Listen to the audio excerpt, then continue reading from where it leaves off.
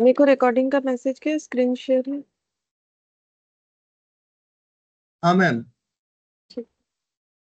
तो देखो, हम लोगों ने measures of central tendency start किया था, जिसमें हम लोगों ने अरिथमेटिक मीन और मीडियन जो है ये कंप्लीट किया था। बाकी अभी मोड वगैरह ये सब हम लोग का बाकी है। ठीक है, तो अभी हम लोग पार्टीशन वैल्यूज पढ़ेंगे, मतलब क्वार्टाइल, डिसाइल, परसेंटाइल ये पढ़ेंगे। तो हेडिंग करेंगे पार्टीशन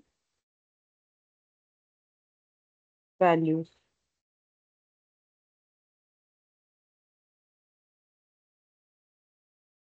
मीडियन, क्वार्टाइल, डिसाइल और percentile.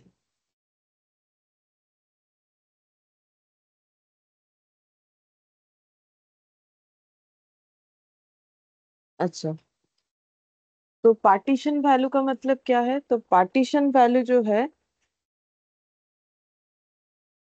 Partition value is a value which split the whole observation in parts। तो पार्टीशन वैल्यू का मतलब, पार्टीशन का मतलब क्या? डिवाइड करना। ठीक है, तो पार्टीशन वैल्यू जो होता है वो हम लोग पढ़ेंगे क्या क्या होता है। जैसे कि मीडियन होता है, क्वार्टाइल, डिसाइल, परसेंटाइल।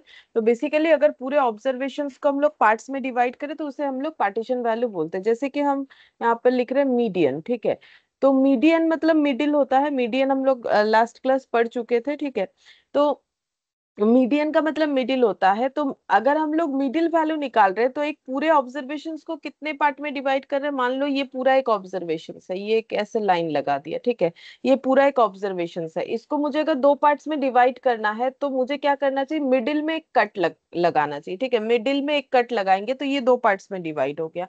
तो ये एक पार्ट, ठीक है, ये एक पार्ट, दो इक्वल होना चाहिए। अब मेरे ड्रॉ में हो सकता है हम फ्री हैंड से कर रहे हैं तो ना हो दोनों इक्वल।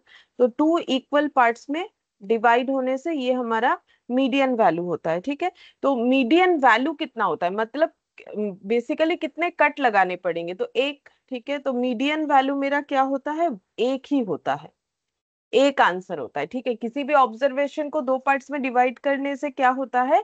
मीडियन निकल के आता है। मीडियन का आंसर एक पूरे ऑब्जर्वेशन के लिए एक ही आंसर होगा, एक। ठीक है, मतलब क्वांटिटी एक होगा। अच्छा, अब मीडियन के बाद क्वार्टाइल। तो क्वार्टाइल का मतलब क्या है? क्वार्टाइल का मतलब होता है कि किसी भी चीजों को फोर पार्ट्स में डिवाइड करना। किसी भी चीजों को अगर हम लोग फोर पार्ट्स में डिवाइड करेंगे तो उसे क्वार्टाइल बोलेंगे। तो अब फोर पार्ट्स में डिवाइड करने के लिए थ्री कितने पार्ट। सारे? तो थ्री। हाँ, तीन। तीन कट होगा। ठीक है, वन, टू, थ्री। तो ये अगर हम थोड़ा सा ज्यादा दिख रहा है ये हटा देते हैं तो देखो, इक्वल थ्री पार्ट्स में मैंने इसको डिवाइड कर दिया। ठीक है, तो मेरा कितना सारा क्वार्टाइल निकला? तीन क्वार्टाइल निकला। एक को बोलते हैं क्वार्टाइल वन, दूसरा होता है क्वार्टाइल टू, तीसरा होता है क्वार्टाइल थ्री। ठीक है, जिसमें से क्वार्टाइल टू ही मेरा मीडियन है। क्वार्टाइल टू जो है वही मेरा मीडियन भी है। क्यों है? क्योंकि ये अगर देखें तो ये हम लोगों का दो पार्ट्स में डिवाइड कर रहा है, दो इक्वल पार्ट्स में, है ना। तो इसको हम लोग क्या बोलते हैं? क्वार्टाइल टू जो है वो मेरा मीडियन वैल्यू होता है। बोलो, ये समझ में आ गया? ये देखो, four parts, one two three four, यहाँ पर टू पार्ट्स। ठीक है, और क्वार्टाइल टू जो है, क्योंकि ये फोर पार्ट्स है, इक्वल फोर पार्ट्स, तो अगर यहाँ का पॉइंट को हम लोग ऑब्जर्व करें तो इधर से देखेंगे तो इक्वल टू पार्ट्स हो जाएगा। तो क्यू टू को ही हम लोग मीडियन भी बोल सकते हैं। क्या ये क्लियर है, ये दो पॉइंट? हाँ मैम। ম্যাম যদি এটা Q1 Q2 Q3 Q4 থাকতো, মানে পাঁচটা ভাগে ভাগ করতে, পাঁচটা তাহলে ভাগে হবে না তো, কোয়ার্টাইল হলে পাঁচ। কোয়ার্টাইলের সাথে ম্যাচ হচ্ছে না, না কথাটা? হ্যাঁ, ওই জন্যই আমি জিজ্ঞেস করলাম। না, মিডিয়ান মানে যেমন দুভাগেই ভাগ করা, আমি 3 ভাগ করবো না ना সেরকম। हाँ, एक चीज बोल सकते हो कि अगर हम यहाँ पर Q4 लगाए, ठीक है, जैसे कि बोल रहे हो हम Q4 लगाए, बेसिकली Q4 एग्जिस्ट नहीं करेगा। क्यों नहीं करेगा पता है? क्योंकि क्वार्टाइल का मतलब है पूरे ऑब्जर्वेशन को 4 पार्ट्स में डिवाइड करना। तो Q1 कहाँ से कहाँ तक है, यहाँ, ठीक है। Q2 कहाँ से कहाँ तक है, यहाँ से यहाँ तक है। Q3 यहाँ से यहाँ तक है, और Q4 जो है यहाँ से यहाँ तक है, ठीक है। ये बोल सकते हो कि ये मेरा क्वार्टाइल 4 है, बट अगर फॉर्मूले में जाए तो Q4 एग्जिस्ट नहीं करेगा, ठीक है। क्यों नहीं करेगा वो हम बताते हैं, इसीलिए मैंने Q4 नहीं लिखा है। फॉर्मूला लिखेंगे ना तो बताएंगे Q4 क्यों एग्जिस्ट नहीं करेगा। वैसे 4 इक्वल पार्ट्स मतलब यहाँ पर कट जो है 3 लगाने से ही काम हो जाता है, इसीलिए हम लोग, हमारा 3 मेन क्वार्टाइल निकल के आता है। Q4 इसीलिए नहीं होता है। देखो Q1 का मतलब ये देखो ऐसे, Q1/4। Q2 का मतलब क्या होता है, Q2 में कितना मल्टीप्लाई होता है पता है? Q2 में 2/4 मल्टीप्लाई होता है, क्योंकि देखो out of 4 2 parts, actually Q2 मतलब यहां से लेके यहां तक हो रहा है, ठीक है, ऐसे करके। तो मतलब फॉर्मूले के हिसाब से Q3 ऐसे होता है 3/4, और Q4 ऐसे होता है 4/4, ठीक है। तो 4/4 हो जाने से तो घूम फिर के 1 ही आ गया ना। मतलब अगर हम लोग इसको इस तरीके से ऑब्जर्व करें कि Q1 मतलब दिस पोर्शन, Q2 मतलब दिस पोर्शन, Q3 का मतलब हो गया दिस पोर्शन, Q4 का मतलब तो पूरा का पूरा वही ऑब्जर्वेशन हो गया। तो इस वजह से Q4 नहीं लिया जाता है फॉर्मूले में, ठीक है। बाकी ऐसा हम लोग बोल सकते हैं, क्योंकि देखो वैसे भी दिख रहा है ये एंड में जाके कट हुआ, तो फिर ये पूरे चीजों को ही कवर अप कर चुका, ठीक है। तो अब यहाँ पर डिसाइल लिखेंगे, तो डिसाइल का मतलब होता है 10, ठीक है। डिसाइल का मतलब 10 होता है। किसी भी चीजों को 10 इक्वल पार्ट्स में डिवाइड करने को हम लोग डिसाइल बोलते हैं। तो 10 पार्ट्स में डिवाइड करने का मतलब कितना सारा कट लगना चाहिए? 9। 9। 1 2 3 4 5 6 7 8 9, ठीक है। अगर 9 कट लगेगा तो ये हम लोग का D1, D2, D3, D4, D5, D6, D7, D8, D9। लेकिन हमारे पास 10 इक्वल पार्ट्स ही हुआ, चेक कर लो, 1 2 3 4 5 6 7 8 9 10, ठीक है। ऐसा नहीं कि D9 लिखा तो हमारा 10 पार्ट्स नहीं हुआ, D9 लिखते ही ऑलरेडी 10 पार्ट्स हो जाता है, इसीलिए हमें D10 लिखने का जरूरत नहीं पड़ता है, ठीक है। परसेंटाइल,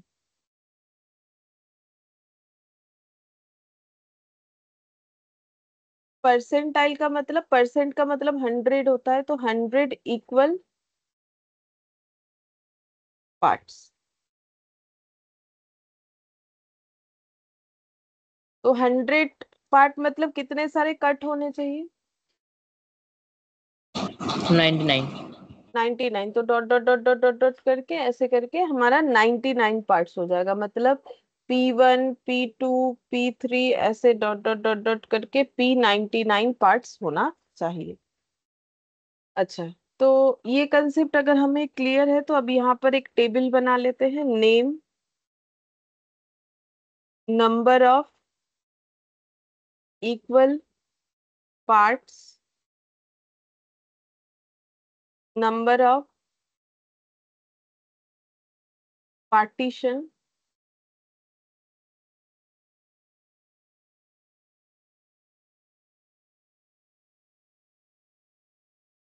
वैल्यू और वैल्यूज, ठीक है।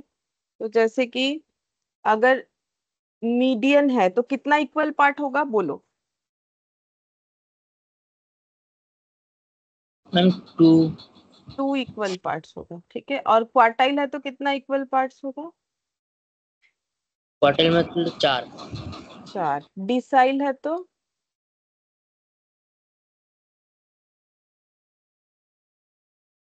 टेन। परसेंटाइल है तो 100। पार्टीशन वैल्यू कितना होगा, मतलब मीडियन पाने के लिए कितना कट लगाना पड़ेगा, वही मेरा पार्टीशन वैल्यू, मतलब पार्टीशन 1। मतलब क्या, 1, ठीक है। अच्छा, क्वार्टाइल के लिए कितना पार्टीशन वैल्यू होगा? 3। डिसाइल के लिए? 999। हाँ, बस ये समझ में आना चाहिए। अब देखो इस वैल्यूज का नाम होता है मीडियन, इसको हम लोग एम ई बोल के दिखाते हैं। अच्छा, इसको हम लोग Q1 बोलते हैं, Q2 बोलते हैं, Q3 बोलते हैं। डिसाइल को D1 D2 डॉट डॉट करके D9 तक डिसाइल होता है। परसेंटाइल P1 P2 करके डॉट डॉट करके P99 तक होता है। अच्छा, अब इस पे हम लोग क्वेश्चन देखते हैं। देखो,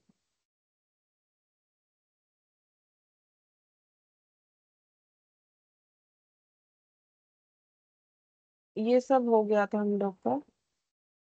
14.1.8 में जाना है। 14.1 पॉइंट ये सब कर लिया था हम लोग ने।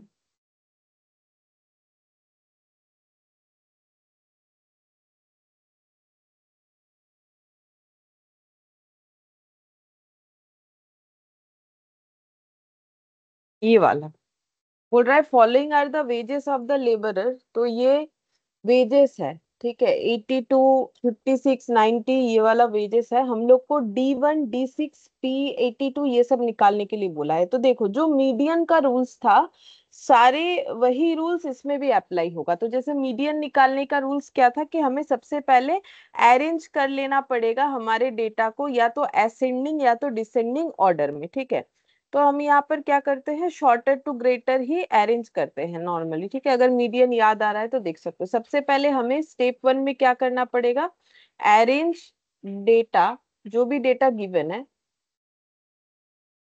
From shorter to greater. ठीक है, अच्छा अब बोलो इसमें, ये सब में शॉर्टर टू ग्रेटर सबसे छोटा वाला डेटा कौन सा है, उसके हिसाब से हमारा अरेंज होते जाएगा। तो क्या क्या लिखेंगे, सबसे कम मुझे दिख 50। रहा है 50, उसके बाद 56, 56, तीन लिख लेते हैं। 50, 56, 65, 56, 65, फिर उसके बाद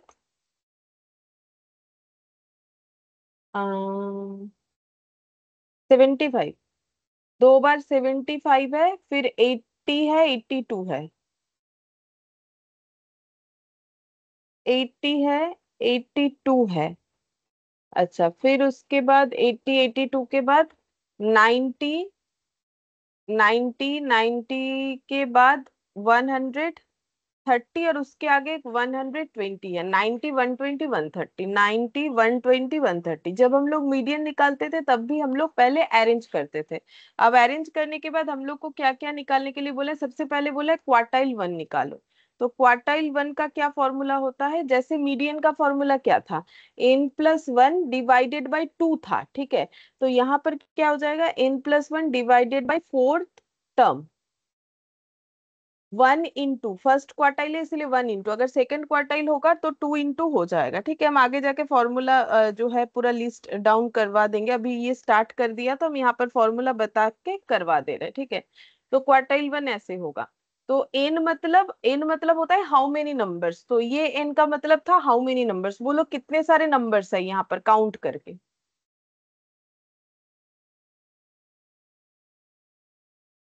1 2 3 4 5 11। 6 11, नहीं 10 है शायद ना।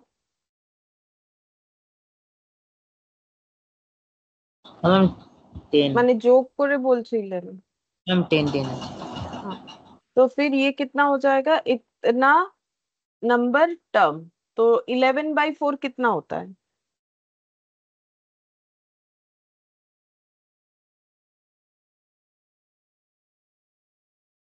मैम 2.75।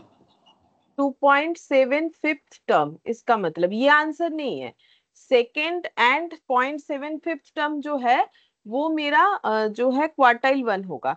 तो 2.7 फिफ्थ टर्म को हम लोग कैसे करके यहाँ पर देखेंगे, ये हो जाएगा सेकेंड टर्म। ठीक है, और ये हो जाएगा 0.75 इंटू थर्ड माइनस सेकेंड, ऐसे करके होता है। ठीक है, क्योंकि मेरा ये सेकेंड था तो थर्ड माइनस सेकेंड, ये अगर सेकेंड की जगह थर्ड होता तो ये फोर्थ माइनस थर्ड, इस तरीके से होता। ठीक है, सेम बाकी सब में ऐसे ही होगा। तो सेकेंड टर्म मेरा कितना है, यहाँ काउंटिंग में देखेंगे तो सेकेंड टर्म मेरा 56 है। ठीक है, और 0.75 into third minus second term, तो थर्ड वाला कौन सा है, 65 माइनस 56, तो ये कितना आ जाएगा,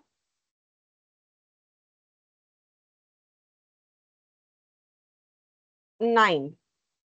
9 मल्टीप्लाई करने के बाद 9 into 0.75,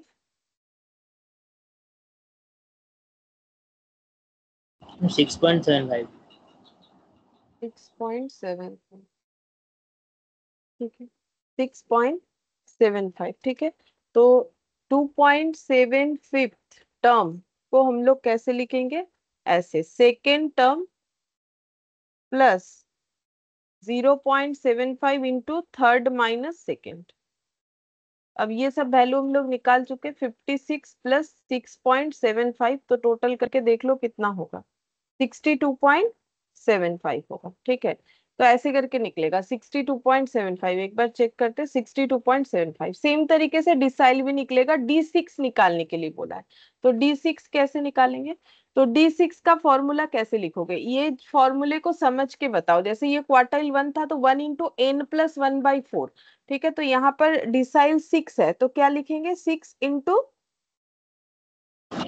n plus 6/4 n/4 6 into n plus 1 divided by, ये 4 ये 1 फिक्स है, ठीक है, n प्लस 1 फिक्स है, ये इस 1 के लिए 1 नहीं है, ये फिक्स है n प्लस 1।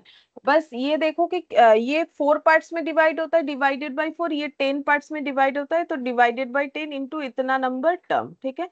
अब 10 प्लस 1 डिवाइडेड बाई 10, तो कितना हो जाएगा,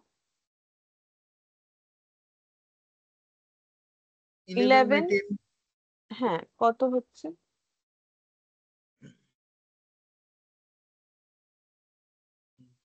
6.6 6.6 6.6 टर्म, तो 6.6 टर्म का मतलब क्या क्या हो जाएगा, 6.6 टर्म का मतलब six number term plus 0.6 into, जैसे वहां लिखा था सेम वैसे ही यहाँ पर होगा, जैसे वो सेकंड था तो थर्ड माइनस सेकंड, तो यहाँ पर सिक्स है तो क्या हो जाएगा, सेवेंथ 7 - 6 सिक्स, ठीक है। अब सिक्स नंबर पे डिजिट, सॉरी डेटा देखो क्या है सिक्स नंबर पे, 1 2 3 4 5 6, 80 है, और सेवेंथ नंबर पे 82 है, 80 प्लस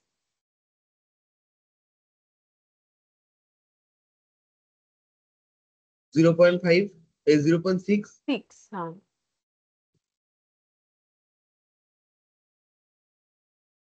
82 82 माइनस - 80 80, हाँ,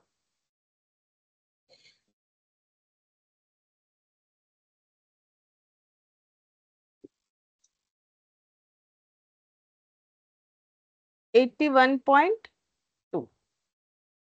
अच्छा, सेम तरीके से परसेंटाइल भी निकलेगा, हमें P82 निकालने के लिए बोला है, तो बोलो P82 का पहले फॉर्मूला बताओ, क्या लिखोगे, सेम तरीके से सोच के, n प्लस 1 फिक्स है, ठीक है।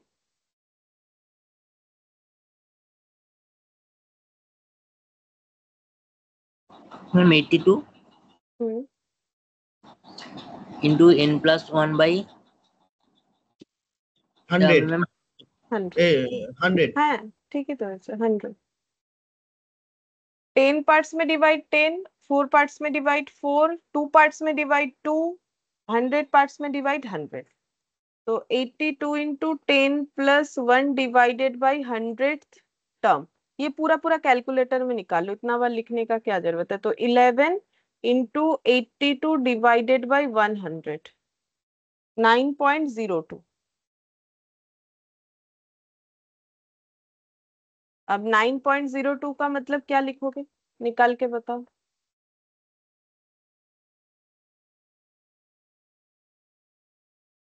नाइन्थ टर्म, 9 हाँ प्लस हम्म, 0.2 ব্র্যাকেটে 0.02, হ্যাঁ 0.02 हम्म, ব্র্যাকেটের মধ্যে এটা হবে কত নম্বর টার্ম আছে nth টার্ম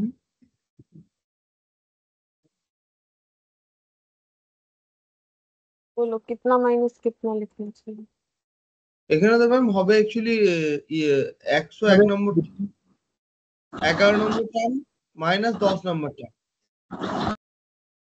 11 মাইনাস 10 না, বলো কি হবে ঠিক করে। ম্যাম এটা হবে 83 মাইনাস 82। 83 এখানে ফর্মুলাতে কি লিখবো এটা বলো না। এখানে দেখে বলতে পারছো না? এটা 6 হলে 7 মাইনাস 6, ওটা সেম জিনিস তো বলতে হবে। ওটা সেকেন্ড ছিল, থার্ড মাইনাস সেকেন্ড, তাহলে এটা যদি নাইনথ আছে তাহলে কত মাইনাস কত হবে? 10 माइनस 9। হ্যাঁ, ये बोलना था ना। अब नाइन्थ टर्म कितना है? 120 मेरे हिसाब से तो।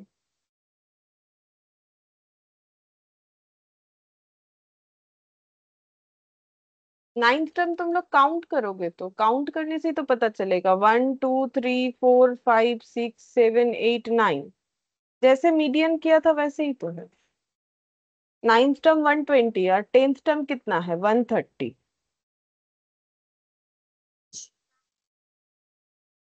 तो कितना आ जाएगा? 10, ये 10 आ रहा है, 10 इंटू ये 0.02 इंटू 10 प्लस 120। 120.2। हाँ,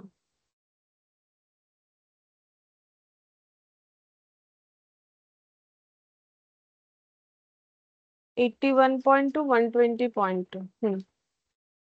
ठीक है। अच्छा, अब हम लोग फॉर्मूला जो है वो लिख लेते हैं। देखो फॉर्मूला जो है डिस्क्रीट वेरिएबल के लिए क्या होगा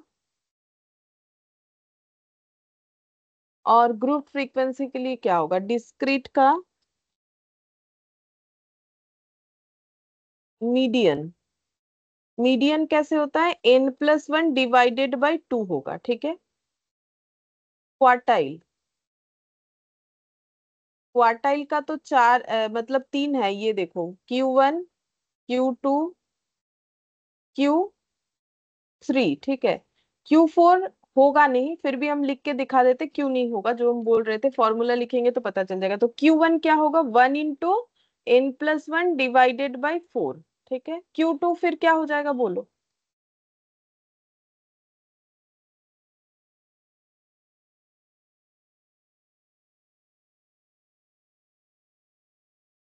एक को नहीं तो सिखा लो।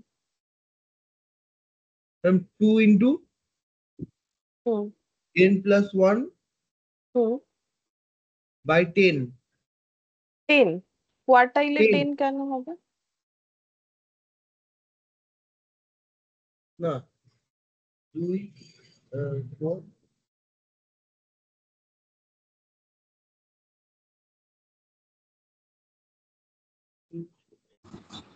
কোয়ার্টাইলে তো 4 ই তো আসবে। হ্যাঁ, তো 4 ওটাই তো বলতে হবে, ওটাই তো জিজ্ঞাসা করছি।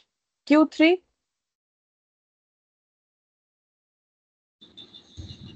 এটা ma'am 3 into 2 n+1/4। 3 into n+1/4। और 4 का क्या लिखेंगे? 4 इंटू n+1/4। तो 4 इंटू n+1/4 करने से सिर्फ n+1 ही चला जाता है, जो कि टोटल ऑब्जर्वेशन है। इसीलिए Q4 कभी हमें निकालने के लिए नहीं देगा। Q4 equal to overall observation का वैल्यू। इस वजह से Q4 हमें निकालने के लिए कभी नहीं देता है, Q1 Q2 Q3 ही देता है, ठीक है। अच्छा, अब डिसाइल फिर कैसे लिखोगे? डिसाइल तो बहुत सारा होगा, तो डॉट डॉट कर देते हैं, मतलब हम स्टार्टिंग वाला और लास्ट वाला लिख देते हैं, ठीक है। मतलब डिसाइल तो D1 से लेके देखा जाए तो D9 तक होगा, तो हम वो लास्ट वाला और फर्स्ट वाला लिख रहे हैं। रूल्स सभी में एक ही जैसा होगा। तो तुम लोग D1 और D9 बताओ क्या लिखें।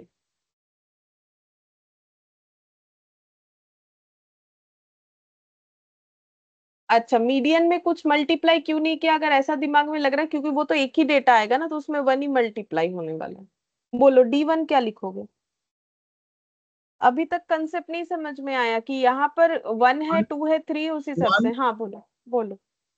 1 इंटू हम्म +1/10 हम्म मिसाइल है। और ये लास्ट वाला? D9। 9 हम्म इंटू हम्म n+1/10। हम्म हो गया। अब बीच का सारा कैसे होगा, ये फिक्स हो जाएगा, सिर्फ क्या हो जाएगा, चेंजेस क्या होगा, 1 into 2 into 3 into ऐसे करके चेंज होगा और कुछ नहीं। परसेंटाइल, परसेंटाइल का भी हम पहला और लास्ट वाला लिखेंगे, ठीक है। तो पहला P1 और डॉट डॉट करके लास्ट वाला P99। तो बोलो P1 क्या हो जाएगा। 1 into hmm n+1 hmm by 100। हम्म আর লাস্টেরটা হবে 99 ইন্টু n+1/100। हम्म ठीक है। जहां पर n का मतलब नंबर ऑफ ऑब्जर्वेशन, और इसमें से ये चीज हम लोग पहले पढ़ चुके हैं, ठीक है, लास्ट क्लास में। तो ये फॉर्मूला समझ में आ गया, मतलब कैसे करके याद रखना है। अब हम लोग ग्रुप फ्रीक्वेंसी वाला देखते हैं। ग्रुप फ्रीक्वेंसी, जहां पर फ्रीक्वेंसी रिलेटेड डेटा रहेगा तो उसमें हमें इसको कैसे करके दिखाना है। तो क्वार्टाइल, क्वार्टाइल का कैसे हो जाएगा, मीडियन का ऑलरेडी लिखवाया हुआ है तो इसीलिए हम नहीं लिखवा रहे। क्वार्टाइल का वही मीडियन जैसा ही होगा, L1 + n/4 -CF/f/c, ठीक है, जिसमें n/4 में स्टार लगा लो। तो n/4 का वैल्यू जो है वो चेंज होता है, जैसे कि Q1 के लिए हो जाता है 1 × n/4, ठीक है। Q2 के लिए हो जाएगा 2 × n/4, ठीक है। Q3 के लिए हो जाएगा 3 × n/4, ठीक है। अच्छा, अब सेम तरीके से डिसाइल, तो डिसाइल का भी वही L1 -CF/f/c, या I जो लिखना चाहो लिख सकते हो, और यहाँ पर n/10 हो जाएगा डिसाइल का, ठीक है। डिसाइल में भी वही D1 अगर हुआ तो 1 × n/10, ठीक है, और डॉट डॉट करके अगर D9 हुआ तो 9 × n/10, 9 × n/10 ये हो जाएगा। डिसाइल के बाद परसेंटाइल, L1 + n/100 -CF/f/c, जहां पर P1 होगा 1 × n/100 और P99 होगा 99 × n/100, ठीक है। और बाकी L1 वगैरह ये ऑलरेडी मीडियन में लिखवाया हुआ है, और मैंने मीडियन का फॉर्मूला इसीलिए नहीं लिखा क्योंकि वो ऑलरेडी लिखा हुआ है। मीडियन क्या हो जाएगा, मीडियन जो क्वार्टाइल 2 होगा वही मीडियन होगा। अगर मीडियन का फॉर्मूला देखोगे कॉपी में तो मीडियन क्वार्टाइल 2 मतलब 2 × n/4 करने से ये n/2 हो जाएगा, बाकी एज इट इज वही मीडियन वाला फॉर्मूला हो जाएगा। तो फिर भी हम एक बार लिख देते हैं, L1 का मतलब होता है lower class boundary, lower class boundary of, देखो जैसे मीडियन हुआ तो मीडियन क्लास, क्वार्टाइल हुआ तो क्वार्टाइल क्लास, डिसाइल हुआ तो डिसाइल क्लास, परसेंटाइल हुआ तो परसेंटाइल क्लास, ठीक है। तो lower class boundary of respective class. Actually ये लिखवाए कैसे, मतलब ये लिखवाने का यही प्रॉब्लम है, मुझे बार बार क्वार्टाइल डिसाइल परसेंटाइल बार बार लिखना पड़ेगा।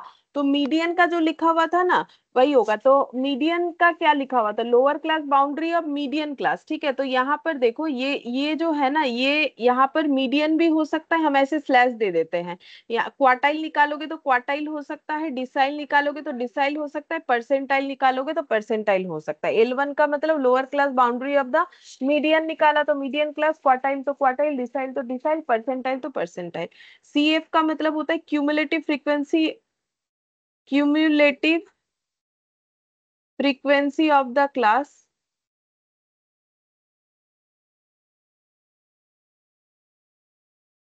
Preceding the, just preceding the, ऐसे करके लिखा हुआ है देख सकते हो तुम, just just preceding the median, quartile, decile और परसेंटाइल क्लास, ठीक है। एप मतलब frequency of median decile quartile, median quartile decile percentile class. C मतलब क्लास लेंथ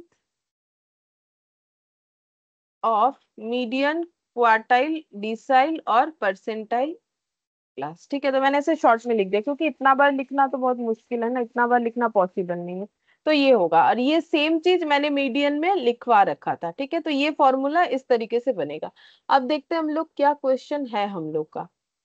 यहाँ पर ये देखो एग्जाम्पल 14.1.9, तो यहाँ पर बोला है following distribution relates to distribution of monthly wages of 100 worker. 100 worker का मंथली वेजेस दिया हुआ है, कम कैलकुलेट करने बोला है Q3 D7 P23। अब वेजेस है लेस देन 500, फिर 500 से 699 ऐसे करके दिया हुआ है। तो यहाँ पर लिखते हैं। अच्छा ये कंप्लीट हो गया है पेज।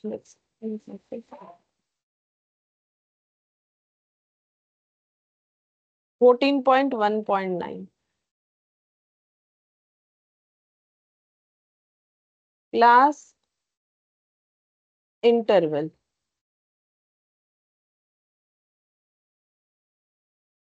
देखो लेस देन 500 का मतलब कहाँ से कहाँ तक होगा, जीरो से लेके कहाँ तक लिखेंगे? लेस देन 500 मतलब बाकी तो दिया हुआ है, तो ये कम, ये देख के भी बोल सकते हो, जो पैटर्न है वो देख के भी बोल सकते हो। मतलब मेरा कहना है कि 699 उसके बाद 700, तो कितने के बाद 500 आएगा? लेस देन 500 मतलब तो 500 से कम होना चाहिए। तो 500 से कम तो कुछ भी हो सकता है, 1 2 3 भी हो सकता है, बट कितना लिखने से हमारा ये सीक्वेंस मेंटेन हो जाएगा।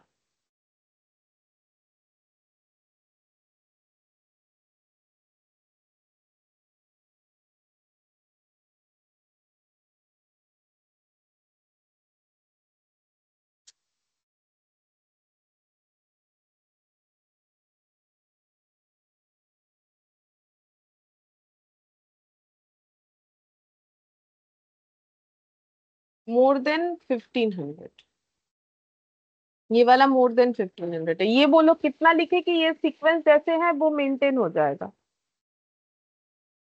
499। हाँ 499।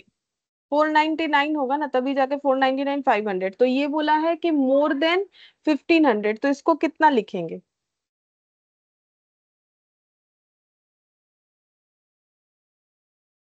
ऐसे सीक्वेंस में चलने से कितना लिखना चाहिए? 1500, इसके बाद एक एक करके बढ़ रहा है ना, और यहाँ पर कितना लिखोगे? 1100 से 1499, सब में गैप कितने का है? क्या गैप बराबर है? नहीं है। देखो इसमें 0 से लेके 499 का गैप है, इसमें है 299 का, इसमें भी 299 का, इसमें लेकिन कम है। देखो 900 से 1099, 199 का। नहीं सभी में 199 का गैप है, लेकिन इसमें ज्यादा है ना। ये देखो ये 199 का गैप है, ये भी 199 का गैप है। मतलब कैसे निकाल रहे हो? 699 माइनस 500 करने से पता चलेगा ना। 899 माइनस 700, अच्छा 1099 माइनस 900, 199। तो 1499 माइनस 1100 कितना होता है? ये इन्होंने ही दे रखा है, मैंने नहीं लिखा है। 1100, ये देखो 1499, ये कितने का गैप है? 399। 399। ठीक है, तो जो भी हो जैसा दिया है वैसा ही लिखना पड़ेगा, तो मैंने वैसे ही लिख दिया है। 199 का गैप मेंटेन करते करते इन्होंने इतना कर दिया। अब लास्ट वाला क्या मेंटेन करेंगे? कुछ भी कर सकते हो, 199 कर लो, 399 कर लो, कितना लिखोगे? 199। तो चलो। फिर कितना हो जाएगा? 1699। 1699, ठीक है। अच्छा अब नेक्स्ट देखते हैं, हमें नंबर ऑफ वर्कर्स यानी जो फ्रीक्वेंसी होता है वो बोला है, नंबर ऑफ वर्कर, इसी को हम लोग बोलते हैं फ्रीक्वेंसी, ठीक है।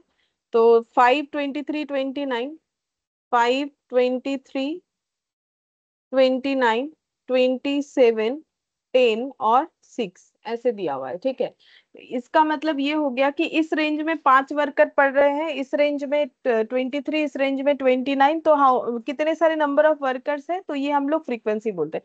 अब इस क्लास इंटरवल में ये हम लोग का क्या है, हम लोग को क्लास जो है लिमिट दिया हुआ है, हमें क्लास बाउंड्री बनाना पड़ेगा, ठीक है। तो यहाँ पर फिर से हम लोग क्लास इंटरवल बनाएंगे, और जिसके लिए मैंने तुम लोग को क्या सिखाया था कि हमें क्या करना है, लोअर क्लास लिमिट प्लस 0.5 और upper class limit sorry minus 0.5 और अपर क्लास लिमिट प्लस 0.5 करना है, ठीक है।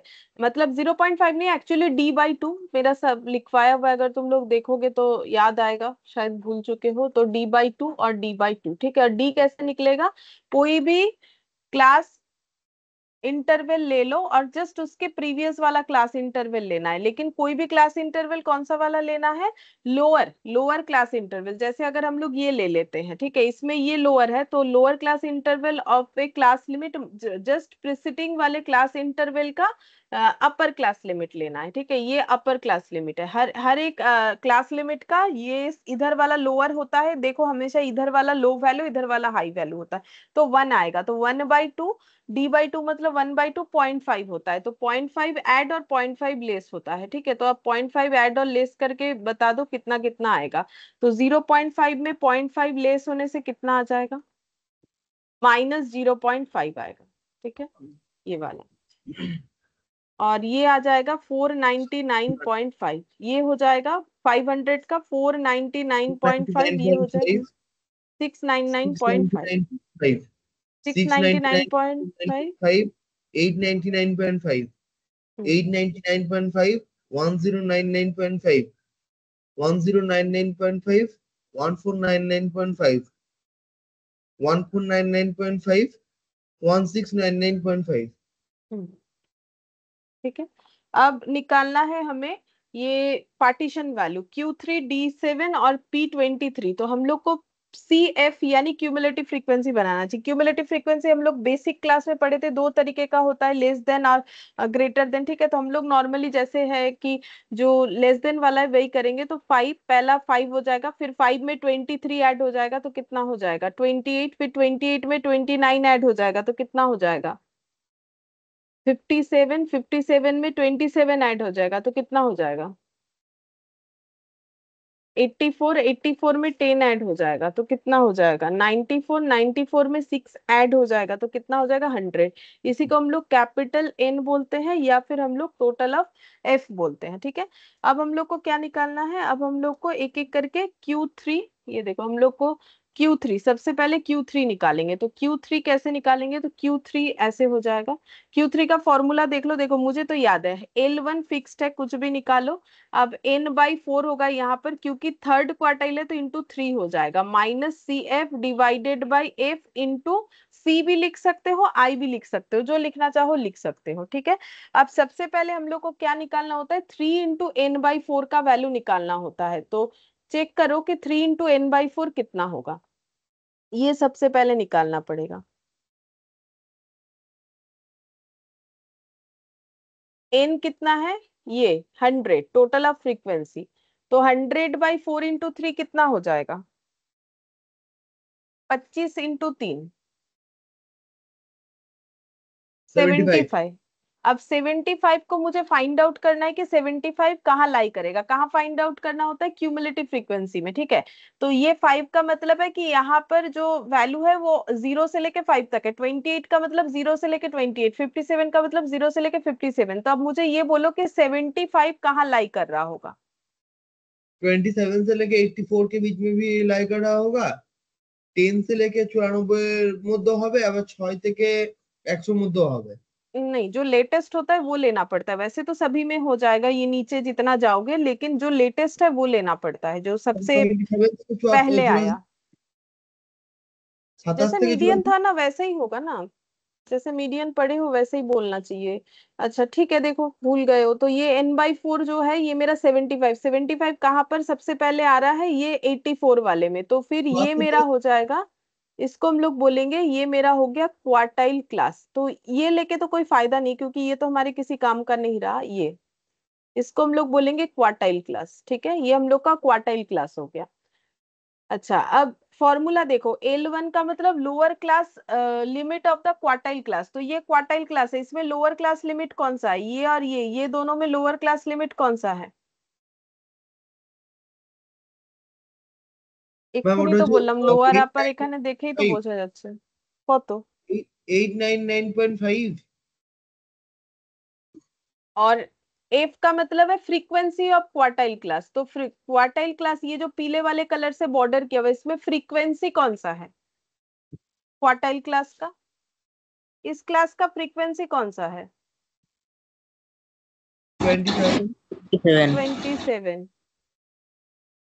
और सी एफ का क्या लिखा है देखो, cumulative frequency of the class preceding the quartile class. पढ़ के देख लो फॉर्मूला क्या लिखवाया है। Cumulative frequency of the class just preceding the quartile class. तो cumulative frequency of the class just preceding the quartile class, तो वो क्लास का क्यूमुलेटिव फ्रीक्वेंसी लेना है जो हमारे क्वार्टाइल क्लास या फिर जो भी रेस्पेक्टिव क्लास निकाल रहे हैं उसके जस्ट प्रिसीडिंग वाला। तो प्रिसीडिंग, जस्ट प्रिसीडिंग में कौन सा है? 57। और सी का मतलब है क्वार्टाइल क्लास का जो विड्थ है या फिर जो लेंथ है। तो लेंथ कैसे निकालते हैं? दोनों का डिफरेंस, दोनों क्लास लिमिट का डिफरेंस। तो 1099.5 माइनस 899.5 कितना होता है?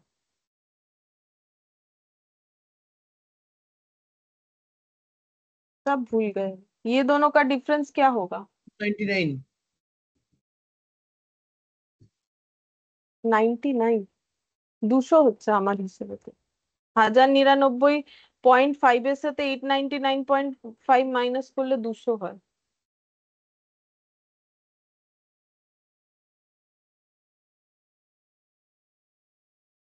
तो Q3 कितना आ जाएगा फिर? पूरा कैलकुलेट करना है। ये 75 आया था, 75 minus 57 into 200 divided by 27 plus 899.5। तो ये आंसर आ रहा है कुछ इतना, 1032.83। सेम तरीके से बाकी भी होगा तो हम पूछेंगे अभी। ये इन्होंने दूसरे फॉर्मूले से किया, जरूरत नहीं, हम लोग एक ही तरीके का करेंगे। हमें कौन सा अलग अलग फॉर्मूला पूछेगा? हमारा तो एमसीक्यू रहेगा। 1032.83। इसके बाद हमें D7 निकालने के लिए बोला है, तो D7 का फॉर्मूला क्या होगा? तो सेम यही रहेगा, L1 ऐसा रहेगा, यहाँ पर 7 मल्टीप्लाई हो जाएगा और n बाई कितना हो जाएगा? बोलो बोलो, बाकी सब एज इट इज 10 होगा। अब सबसे पहले क्या निकालना पड़ेगा? 7 इंटू n बाई 10 का वैल्यू। तो निकाल के देखो, 7 इंटू n बाई 10 कितना होता है? 70 होता है। 7। तो 70 को कहाँ ढूंढोगे? सीएफ में 70 कहाँ पहली बार मिल रहा है? बोलो, सीएफ में 70 कहाँ पहली बार मिल रहा है? ম্যাম ये तो, এখানেই हाँ इसी में मिल रहा है। ठीक, यही है, इसी में मिल रहा है। हम इसको फिर से कवर कर देंगे। तो जहां मिलता है वही मेरा वो रेस्पेक्टिव क्लास होता है। तो यही मेरा डिसाइल क्लास हो गया। ठीक है, तो L1 कितना लिखोगे? Lower class boundary of the decile 899.5। Class 899.5। ठीक है। अच्छा, एफ क्या लिखोगे? ये तो आसान हो गया, जो जो लिखा था 27। वही लिखोगे। 27। और सी एफ क्या लिखोगे? 57। सी क्या 57। लिखोगे? 200। 200। जो था वही हो गया, ये तो आसान हो गया। चलो, तो 70 minus 57 into 200 divided by 27 plus 899.5, 995.79 796 है। तो हम इसको 80 कर देते हैं, तुम लोग को ऑप्शन मिल जाएगा, देख के देख सकते हो। अगर 79 रखा है 79 रख देना। 995.80। ठीक है, हमारा भी मैच हो गया। अच्छा, इसके बाद दिया है P23 निकालने के लिए। तो P23 फॉर्मूला सेम रहेगा, L1 फिक्स है, 23 मल्टीप्लाई हो जाएगा, n बाई कितना होगा बोलो? बाकी तो सेम रहेगा, 100। 100। तो देखा सबसे मैम। पहले यही निकालना है कि 23 ये वाला कितना हो जाएगा, 23 इंटू n/100 कितना होगा?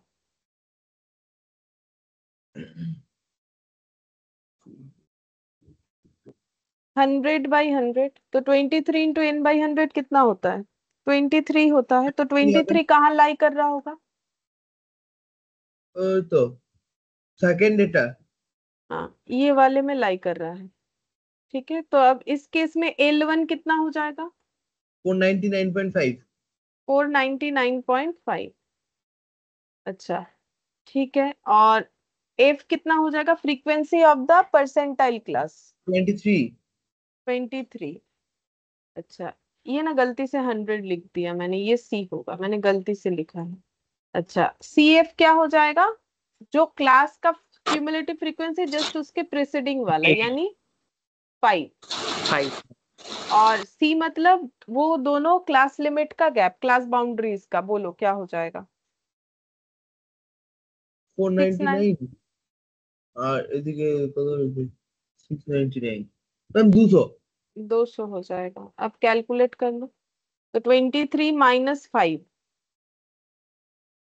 Into 200 divided by 23 plus 499.5, 656.02।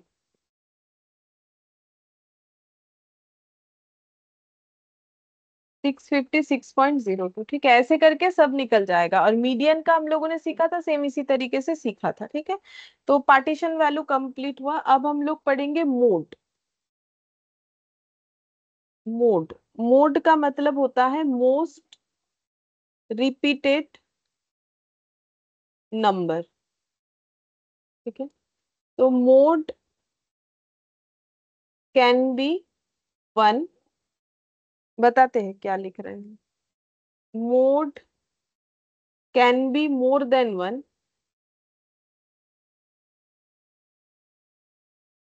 Mode can be none. ठीक है, अब इसका मतलब समझ जाओगे।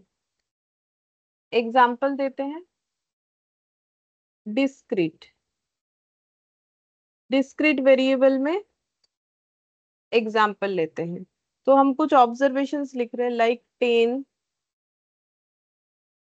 12, 10, 16, 14, 3, 2, 5, 12।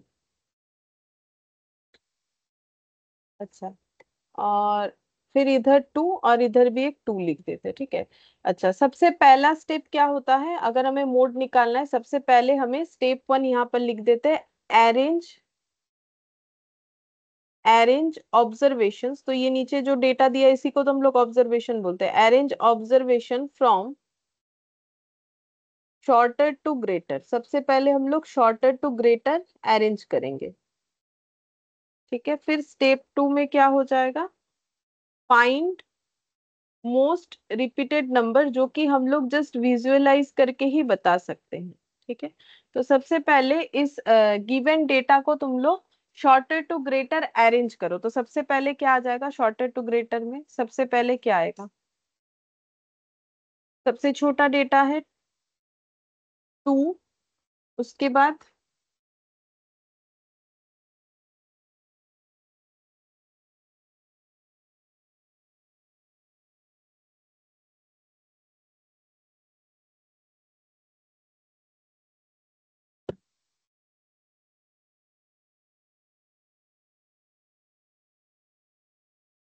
बोलो, लिखे हो? হ্যাঁ ম্যাম, 2 এর পরে তো 2 আছে, তারপর 3 আছে। 2 এর পরে 2 আছে, আবার 2 আছে। হ্যাঁ। 2, 2, 2, তারপর 3 फिर আছে। फिर 3। अच्छा, फिर उसके তারপর बाद 5। 5, 5 फिर তারপর আছে 10। 10 दो बार है। হ্যাঁ 10 10 তারপর 12। 12, 12 दो बार है। 12 হ্যাঁ 12 12 দুবার আছে। 14 তারপর और 14 16। 16। हाँ, तो अरेंज हो गया, शॉर्टर टू ग्रेटर लिख लिया। अब बोलो सबसे ज्यादा रिपीट कौन सा नंबर है? 2। हाँ मैम टू। 2। तो थ्री आंसर टाइम्स। मेरा क्या हो गया, मोड का आंसर हो गया मेरा 2। ठीक है, मतलब 2 मेरा मोस्ट रिपीटेड नंबर है, इसीलिए मोड का आंसर हो गया 2।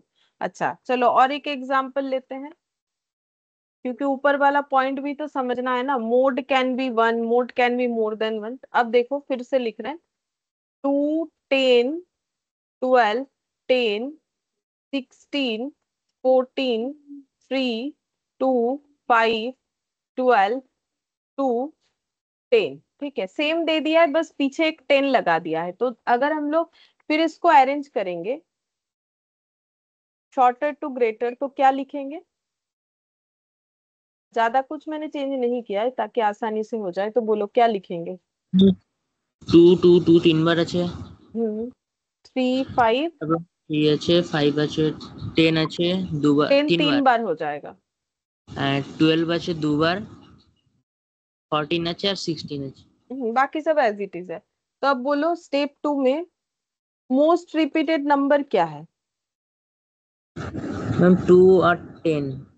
2 2 और और 10। 10। ठीक है, तो इसीलिए मोड का आंसर 2 हो गया। ठीक है, मतलब एक 2 एक 10। तो इसीलिए मैंने बोला था मोड का आंसर एक भी हो सकता है, एक से ज्यादा भी हो सकता है। तो मैंने दो रिपीटेड नंबर लिया तो 2 आया, 2 से ज्यादा भी हो सकता है, 3, 4, 5 कुछ भी हो सकता है। मोड कैन बी नन ये कब हो सकता है? जैसे मान लो मैंने एक एग्जाम्पल ले लिया ऐसे। সবগুলো সিঙ্গেল থাকলে। हाँ, सिंगल रहने से कोई भी रिपीट खुद को अगर नहीं करेगा तो फिर मेरा कुछ मोस्ट रिपीटेड नंबर नहीं आएगा। तो यहाँ पर 16, 14, 5।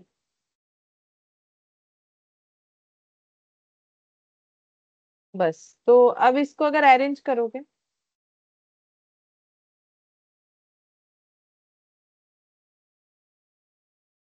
शॉर्टर टू ग्रेटर, तो कितना लिखोगे? 2। अच्छा, यहाँ एक 3 भी लगा दे, पहले वाला एग्जाम्पल ही ले लेते। 2, 3, 5, 10, 12, 12 14 16। 14, 16। तो मोड का आंसर क्या हो जाएगा? मैम 0। 0। ठीक है, मतलब नन भी लिख सकते हो, 0 भी लिख सकते हो। मतलब मेरा यहाँ पर मोड का आंसर कुछ भी नहीं आएगा। नन का मतलब कुछ भी नहीं आएगा, क्योंकि मेरा कोई भी नंबर खुद को रिपीट नहीं कर रहा है। ये हो गया डिस्क्रीट वेरिएबल का फॉर्मूला, जो सिर्फ ऑब्जर्व करके ही कर सकते हैं, इसमें कुछ फॉर्मूला लिखने का जरूरत नहीं है। लेकिन अगर ग्रुप फ्रीक्वेंसी हुआ तो उसका फॉर्मूला देखो।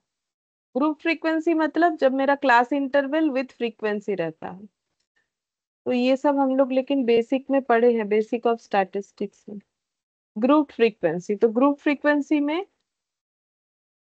Mode equal to L1 plus F0 minus F1 divided by 2F0 minus F1 minus F2। देखो हम ये वाला फॉर्मूला यूज करते हैं, तुम लोग अगर पहले कभी सीखे हो तो वो जो उसमें जीरो के जगह अगर 1, 2, 2, 3 ऐसे यूज किया है, ABC यूज किया है, वो भी लिख सकते हो। मुझे ये आदत है क्योंकि इसमें मतलब करके मुझे यही वाला हैबिट है, यही दिमाग में रहता है, तो हम ये लिख रहे हैं। ठीक है, तो L1 का मतलब हो जाएगा lower class boundary of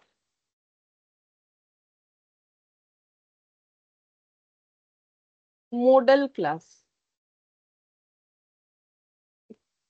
F0 का मतलब frequency of model class, frequency of model class.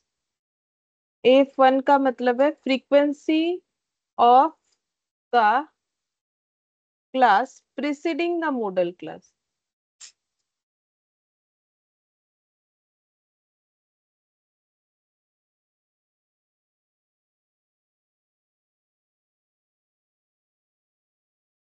F2 हो जाएगा frequency of the class succeeding.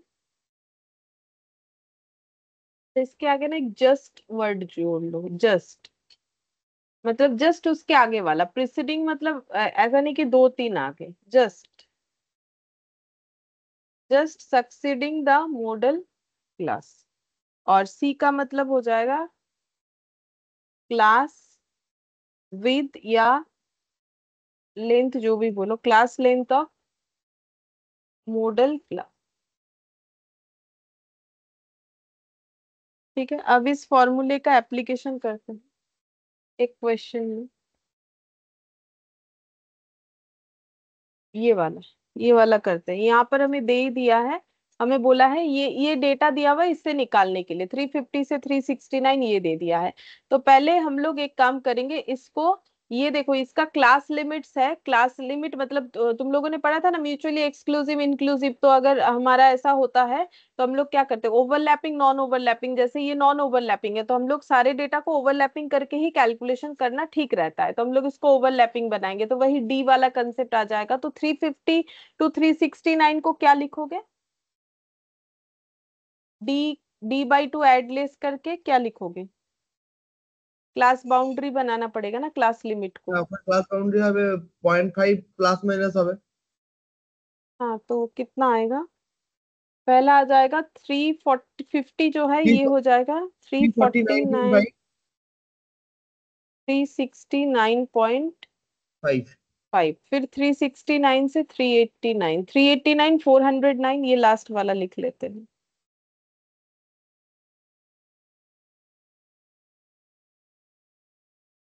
Four 429 449।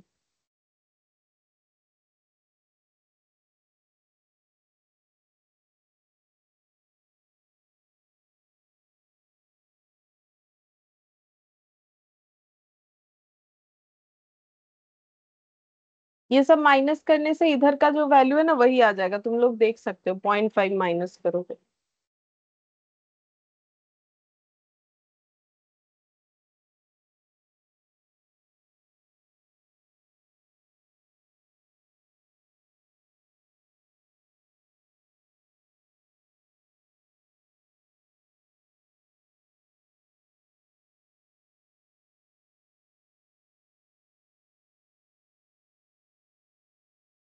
Frequency क्या आ जाएगा,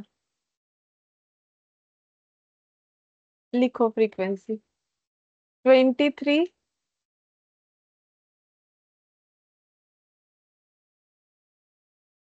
38, 58, 82, 65, 31 और लास्ट वाला है 11। ठीक है, तो इसमें हमें कैसे करके निकालना चाहिए मोड। तो जैसे वहां पर हम लोग सबसे पहले n/4 वाला डेटा निकाल रहे थे ना, फिर क्यूमुलेटिव फ्रीक्वेंसी में वो कहाँ लाई कर रहा है वो ढूंढ रहे थे। तो यहाँ पर हमें ढूंढना है कि हाईएस्ट फ्रीक्वेंसी कौन सा है, ये सब में हाईएस्ट फ्रीक्वेंसी कौन सा है, वही मेरा मॉडल क्लास होगा।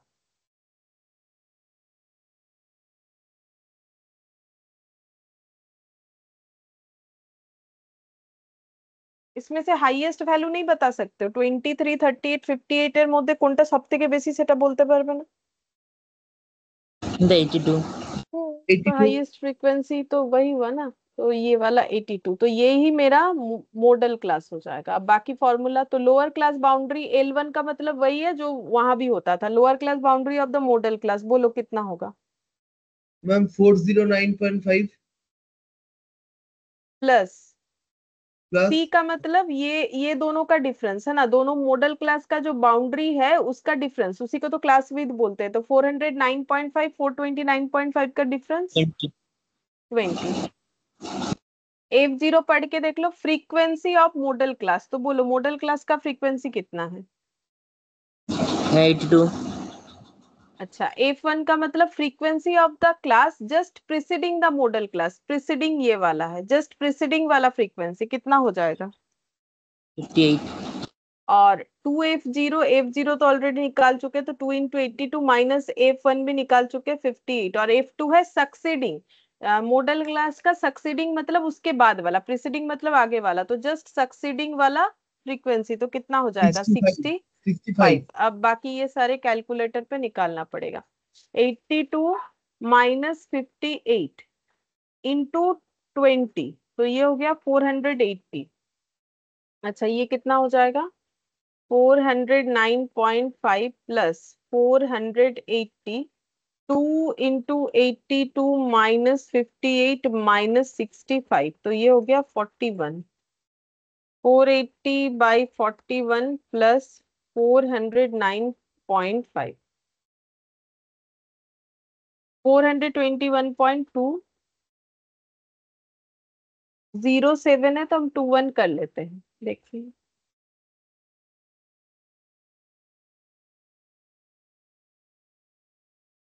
हम्म 421.21, ठीक है। और देखो ये मेरे मॉडल क्लास में लाई भी करता है, वो तुम लोग हमेशा चेक करके देख लेना। ये मेरे इस रेंज के अंदर आना चाहिए, आ भी रहा है। सभी में वो चीज एप्लीकेबल होगा, ठीक है। किसी में भी निकालोगे वो चीज एप्लीकेबल, जैसे 656 आया तो 656 देखो हमारे इस बाउंड्री के अंदर लाई कर रहा है। तो वो तुम लोग चाहो तो चेक करके देख सकते हो कि हाँ मेरा आंसर सही किया कि मैंने नहीं किया। तो वैसे करके देखा जा सकता है। अब हम लोग प्रॉपर्टी पढ़ेंगे मोड का, जैसे मैंने बोला है कि हमारे यहाँ पर प्रॉपर्टी बहुत इंपॉर्टेंट है। तो प्रॉपर्टी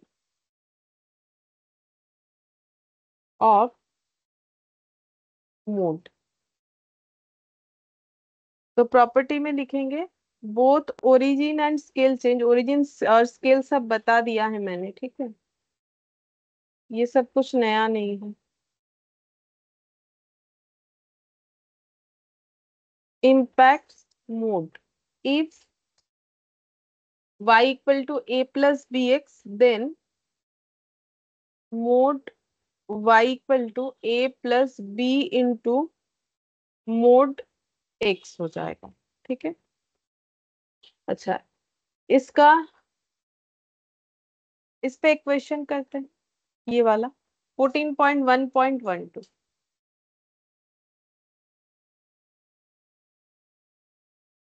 इसमें बोला है कि y equal to 2 + 1.50x and mode x is 15, ठीक है। तो हमें बोला है y इक्वल टू 2 + 1.50x और मोड ऑफ x जो है वो है 15, और हम लोग को देखो मोड ऑफ y निकालने बोला होगा। हाँ, what is the value of mode of y, तो मोड y क्या होगा, मोड वाई क्या होगा। तो ये देखो scale change origin change concept मैंने बता दिया था, अभी हम सिर्फ फॉर्मूला बेसिस पे ही बोलेंगे, मतलब सभी में कंसेप्ट सेम है।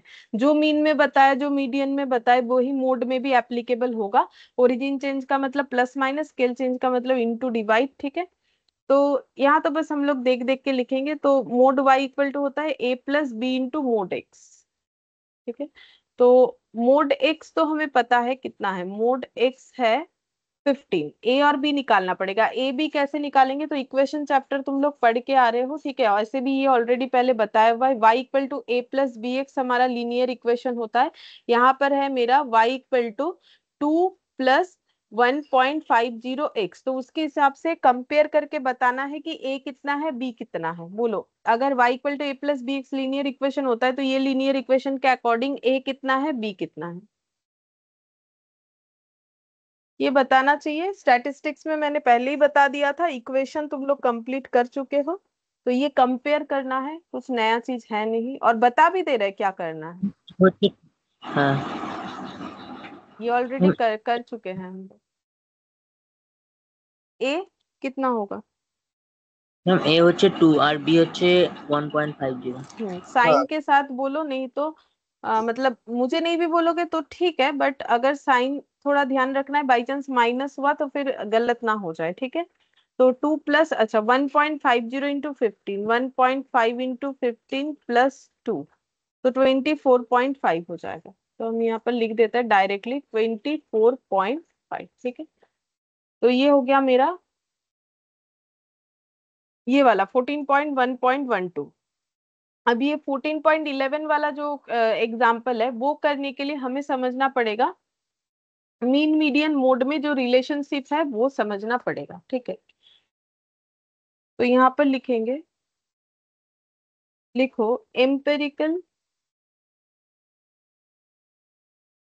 रिलेशनशिप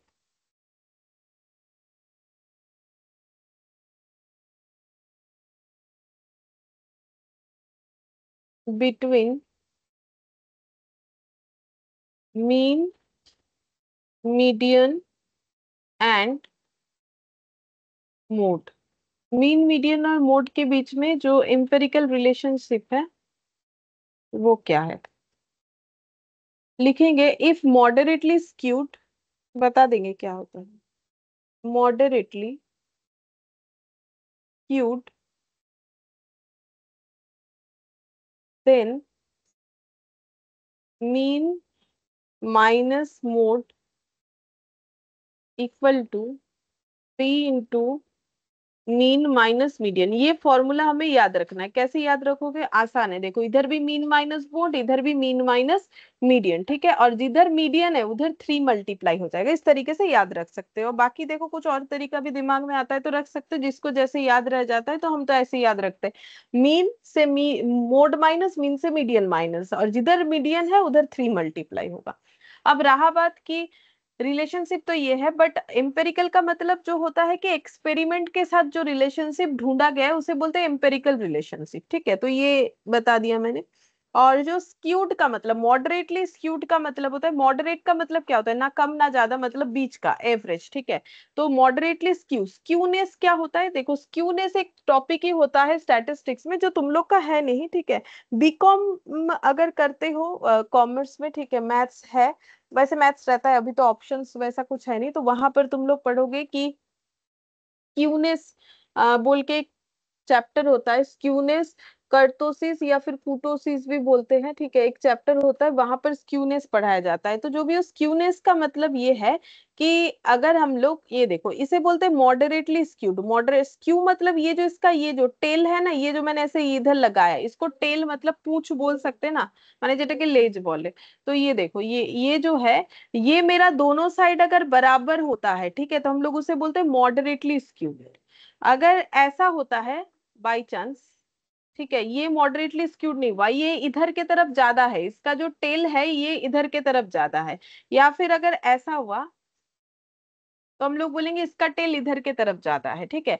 तो टेल को ही यहाँ पर, मतलब टेल यानी पूंछ, ठीक है, टेल को ही यहाँ पर हम लोग बोलते हैं कि टेल का जो मतलब जैसे पहाड़ नहीं होता है ना, किधर कैसे ढालू जेटके बोले, ठीक है। तो ये स्क्यूनेस होता है। तो अगर मॉडरेटली स्क्यूड है दोनों साइड, तो फिर मेरा ये रिलेशन सेटिस्फाई करता है, ठीक है। तो ये मॉडरेटली स्क्यूड।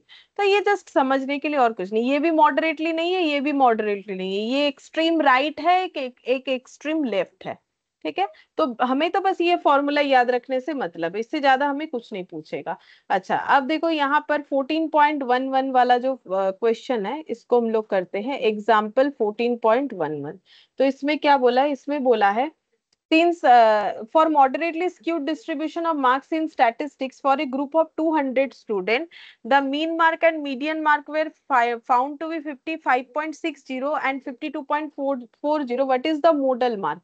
तो हमें मीन और मीडियन बता दिए, मॉडल पूछा है। तो हमें पता है क्योंकि ये मॉडरेटली स्क्यूड है, तो हमें पता है मीन माइनस मोड और मीन माइनस मीडियन होगा फॉर्मूला। लेकिन जिधर मीडियन है उधर फॉर्मूले में 3 मल्टीप्लाई हो जाएगा। अच्छा, तो हम लोग का वैल्यूज देखते हैं। Moderately skewed distribution of marks in statistics for a group of 200 student, the mean mark and median, mean mark है 55.6, मोड हमें पूछा है 55.6 और मीडियन है 52.4। बस इसे सॉल्व करोगे तो मोड निकल के आ जाएगा, ठीक है, 52.4। तो 55.6 minus mode equal to 55.6 minus 52.4 into 3, 9.6। तो 55.6 प्लस 9.6 इक्वल टू मोड, तो कितना आ रहा है? 65.2। बोलो, समझ में आ गया ये वाला? ओ, ये माइनस होगा ना, मैंने प्लस लिख दिया, तुम लोग भी कुछ नहीं बोल रहे।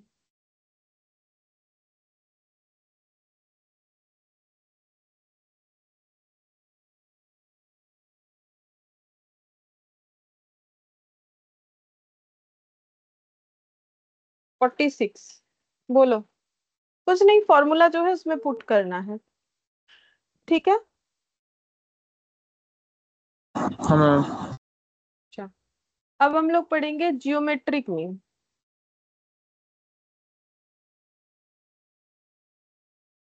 पेज खत्म।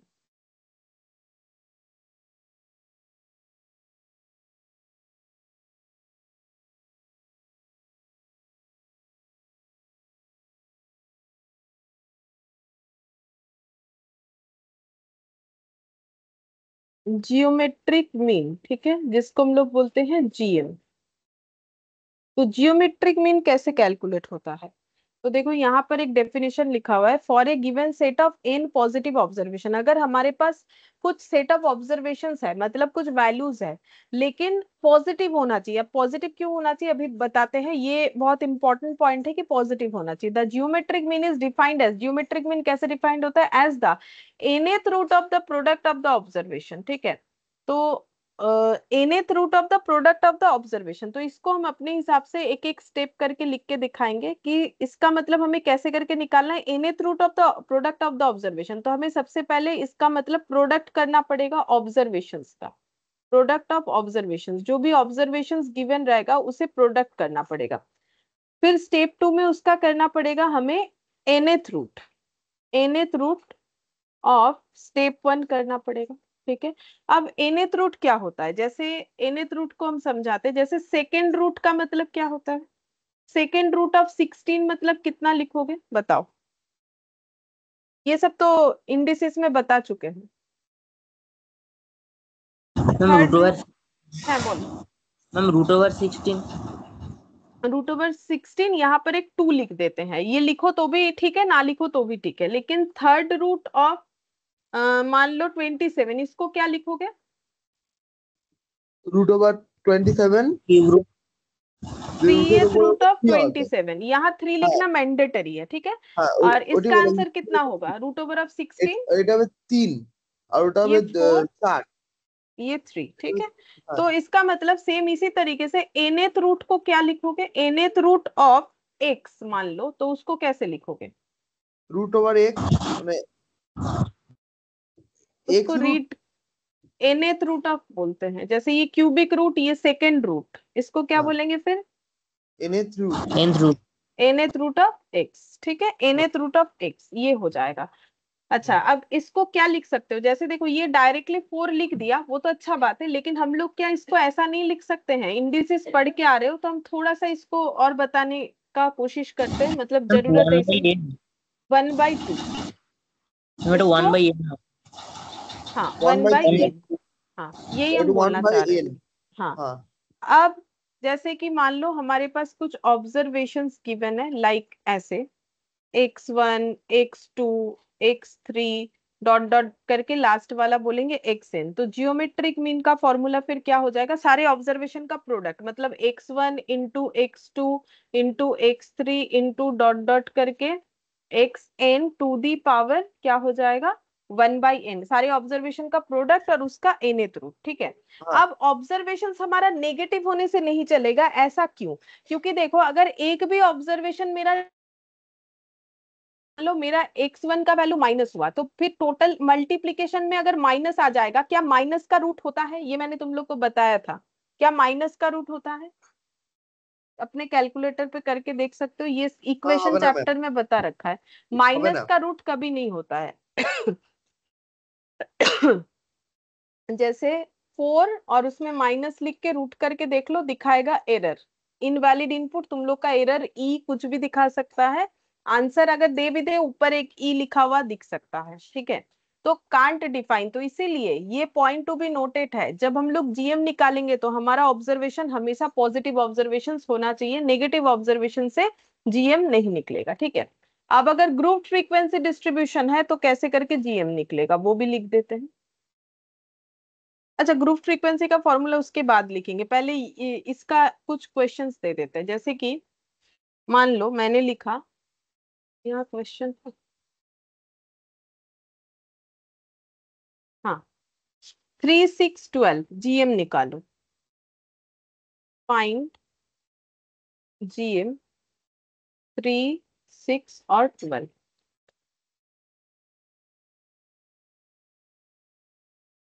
मैम 216। 216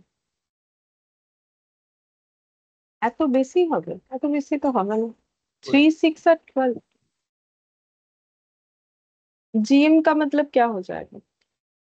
3 इंटू 6 इंटू 12 और टू दी पावर 1/n, तो n का मतलब होता है हाउ मेनी नंबर्स, ठीक है। तो এটা 2 कितने লিখলে थ्री। 3 सारे? হবে। 3 হবে ना, तो फिर ये হ্যাঁ कितना हो जाएगा? 18 इंटू 12 216 तो आंसर नहीं होगा, इसका क्यूबिक रूट भी तो लगाएंगे ना, तो फिर कितना आ जाएगा? 8 হবে 8। 8 होगा। अच्छा, 8 को 3 बार मल्टीप्लाई करोगे तो 8 को 3 बार मल्टीप्लाई करने से 216 आएगा। 8 8 64 नहीं, 64 একটু না 512। 8 नहीं होता है, तो इससे कम होगा। 512 तो ज्यादा है, तो 7 में चेक करते हैं। 7 भी नहीं होगा, 6 में चेक करते हैं। 6 में। बोलो, समझ में आया? हाँ हाँ। 6। ठीक है, और एक देते हैं। Find GM 4 16 36 25। निकालो।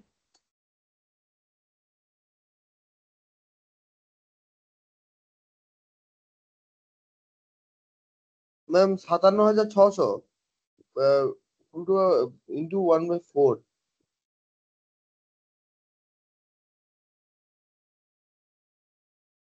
हाँ, तो उसको कैलकुलेटर पे निकाल के बताओ। हाँ हाँ। ये मल्टीप्लाई करने से 57,600 आ रहा है, टू दी पावर 1/4। इसको कैलकुलेटर पे कैसे निकालोगे? 1/4 मतलब 2 बार 1/2 करने से ही होगा 57,600 का। इसका मतलब हम लोग ऐसे बोल सकते हैं ना, 57,600 to the power half into 57,600 to the power half. देखो, इंडिसेस ম্যাম काम आएगा, इसीलिए पहले इंडिसेस करवा दिया मैंने। ম্যাম 960 হবে। 960 है तो वैसे होगा ना।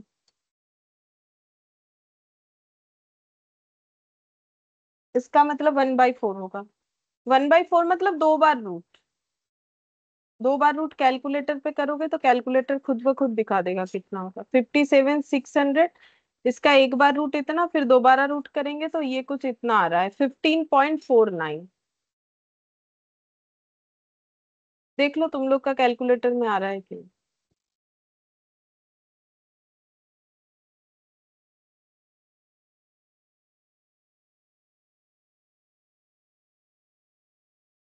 कैलकुलेटर में करके देखो 2 बार, आ रहा है कि नहीं मुझे कंफर्म करो।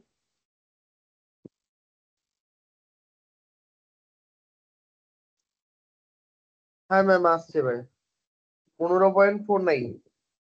हाँ, लेकिन ये तो 1/4 था तो कैलकुलेटर यूज करके कर लिया। अगर 1/6 होगा तो कैसे करोगे? नहीं कर पाओगे ना।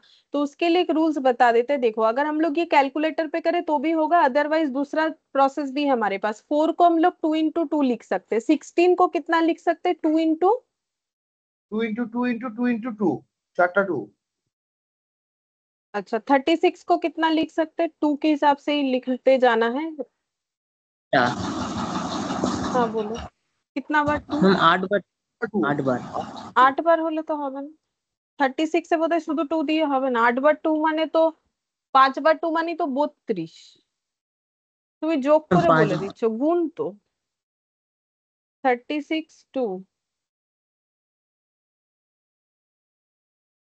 2 इंटू 2 3 इंटू 3, এটা হবে। हाँ 2 इंटू 2।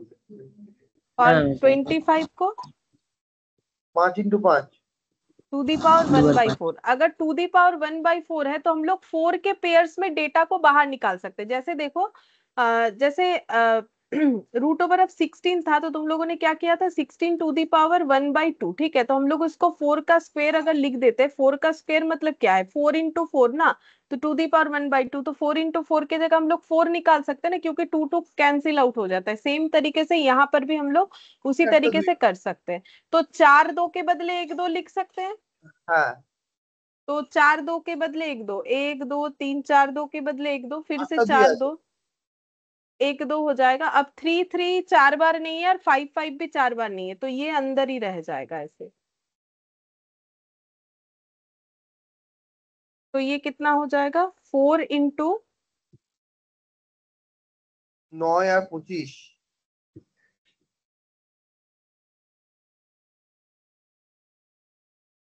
मतलब हम लोग इसको ऐसे लिख सकते हैं, 3 का स्क्वायर इंटू 5 का स्क्वायर टू दी पावर 1/4। हाँ तो 3 इंटू 5 का whole square to the power 1/4। तो कितना लिखेंगे, 3 into 5 मल्टीपल पावर मल्टीप्लाई हो जाता है, तो 3 into 5 to the power half, तो 4 into 15 to the power half, और 15 टू दी पावर हाफ हमें कैलकुलेटर बता देगा 15 का रूट इंटू 4। देखो आ गया 15.49। समझ में आया? देखो इसके लिए करना नेसेसरी नहीं है 1/4 के लिए, क्योंकि ये कैलकुलेटर बता देगा, लेकिन मान लो 1/9 हुआ, तब क्या करोगे, तब पूरा छोटा छोटा करके लिखना है, फिर उससे फाइंड आउट करना है, और किसी तरीके से हमें 1/2 लाना है, ताकि कैलकुलेटर हमें हेल्प करे ये बताने के लिए। अगर नहीं आएगा, जैसे मान लो ये 1/4 आ गया, 1/2 आ गया, तो कैलकुलेटर से निकल गया, मान लो ऐसा होता ×1/7, तब क्या करते, तब इतना ही रख देते ऐसे करके, ऐसे। ठीक है, ऐसे। बोलो क्लियर है ये वाला पॉइंट?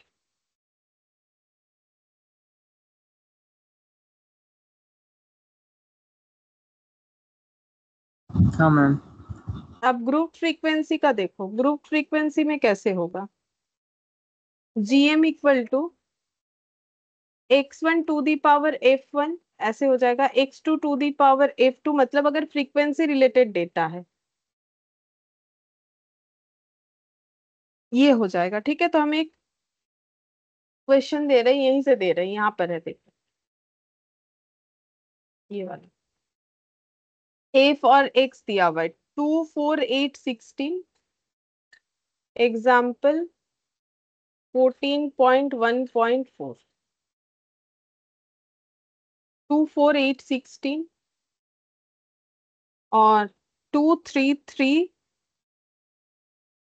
2, ये गिवन है। ठीक है, हम लोग को जीएम निकालने बोला है, फाइंड जीएम। कैसे निकालोगे, फॉर्मूला देखो, फॉर्मूला देख के निकालो। तो हम लोग क्या करते हैं, ऑब्जर्वेशन का मल्टीप्लीकेशन करते थे। तो अब देखो मेरा 2 2 टाइम्स है, 4 3 टाइम्स है, तो ऑब्जर्वेशन का अगर मल्टीप्लीकेशन करना ही है, तो बेसिकली मुझे 2 दो बार लिखने के जगह हम 2 टू दी पावर 2 लिख सकते हैं, 4 को 3 बार लिखने के जगह हम 4 टू दी पावर कितना लिख सकते हैं, 3 लिख सकते हैं, 8 को 3 बार लिखने की जगह 8 टू दी पावर 3 लिख सकते हैं। इसीलिए फॉर्मूला ऐसा बना है। बोलो, फॉर्मूला में टू दी पावर एफ का रीजन पता चला?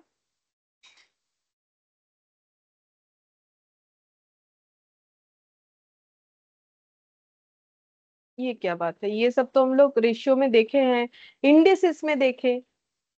আমি বুঝলাম না, হ্যাঁ না কেন কোনো আনসার এলো না। যদি এটার এটার মানে ফ্রিকোয়েন্সি মানে যদি ভুলে গেছো, তাহলে আর আমি কি বলবো। দেখো 2 দুবার আছে, 4 3 বার আছে, 8 3 বার আছে, 16 দুবার আছে।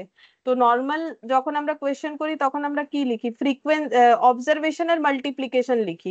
কিন্তু এখন তো 2 একবার নেই, 2 দুবার আছে, তাহলে দুবার 2 না লিখে আমি 2 টু দি পাওয়ার 2 লিখতে পারি, 4 বার 3 না লিখে 4 টু দি পাওয়ার 3 লিখতে পারি, 8 के 3 बार না লিখে 8 টু দি পাওয়ার 3 লিখতে পারি, আর 16 के 2 बार না লিখে আমি 16 টু দি পাওয়ার 2 লিখতে পারি। তাহলেই তো আমার ফর্মুলাতে টু দি পাওয়ার এফ হয়ে যাবে।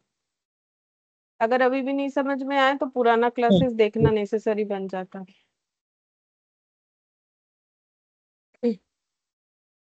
हम ऑलरेडी रिपीट कर रहे हैं, देखो किया हुआ चीज को, 2 to the power 2, 4 to the power 3, 8 to the power 3 और 16 to the power 2, whole to the power कितना होता है, 1/नंबर ऑफ ऑब्जर्वेशन। तो यहाँ पर क्यों एफ हो रहा है, समेशन, बिकॉज हमारा नंबर ऑफ ऑब्जर्वेशन कितना है, 2 दो बार है, 4 3 बार है, 8 3 बार है, 16 दो बार है। तो मैंने बार बार बोला, अगर मेरे पास फ्रीक्वेंसी है तो फ्रीक्वेंसी का टोटल ही मेरा नंबर ऑफ ऑब्जर्वेशन होगा। ऑब्वियस सा बात है, क्योंकि इसका मतलब मेरे पास टोटल कितने ऑब्जर्वेशन है, 10। ठीक है, तो बोलो कितना आ रहा है, इसका वैल्यू कैसे निकालोगे, किसी भी तरीके से इंडिसेस अप्लाई करो, इंडिसेस जो सीखा है। तो मैथ मैम 4 এটা मतलब 2 to the power 2 whole to the power 3। হ্যাঁ বলো, मैथ বলো কি मैम বলছে।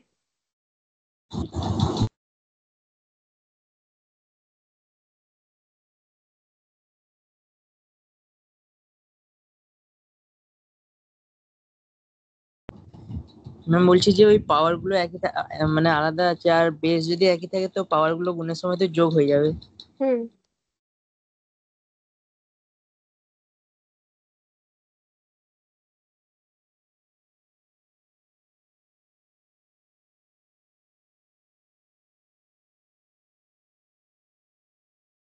कितना हो रहा है ऐड करने से? 9 + 6 + 6 + 2।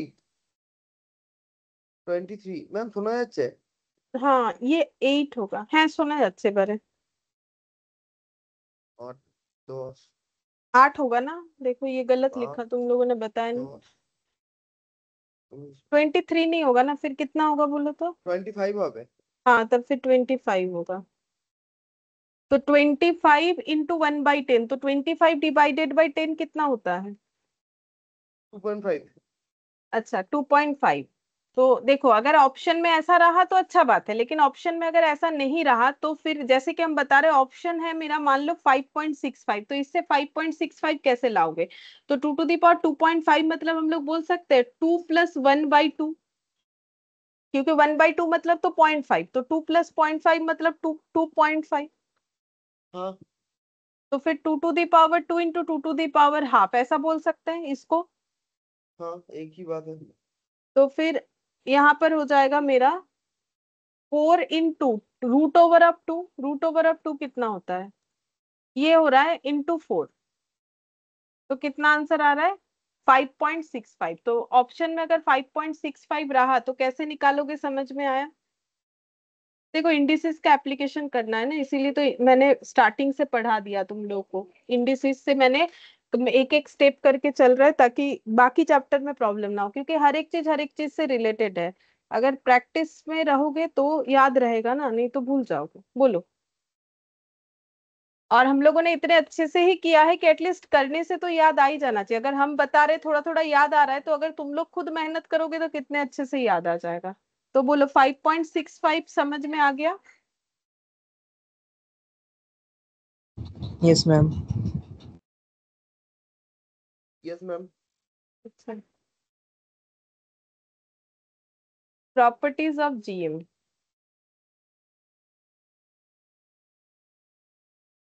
अच्छा जीएम का प्रॉपर्टी क्या है, तो यहाँ से हम पढ़ के बताते हैं। देखो पहला प्रॉपर्टी क्या बोला है, logarithm of G for a set of observation is aim of the logarithm of the observation, that is log g equal to 1/r summation of log x। ऐसा कुछ भी नहीं समझ में आया होगा, हम मेन चीज लिख देते हैं कि मेरा पहला प्रॉपर्टी बोल क्या रहा है, फिर हम उसको समझा देते हैं। मेरा पहला प्रॉपर्टी ये बोल रहा है कि log of gm equal to 1/n into log x होगा, ऐसा बोल रखा है। ठीक है, अब इस बात का मतलब क्या है? इस बात का मतलब तो यहाँ पर बोला है,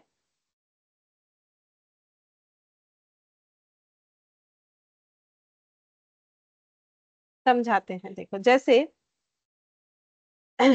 एक 3 डेटा ले लेते, चलो 3 डेटा से हो जाएगा। मैंने 2 4 8 लिया। सबसे पहले तुम लोग इसका जीएम निकाल के मुझे बता दो कितना हो।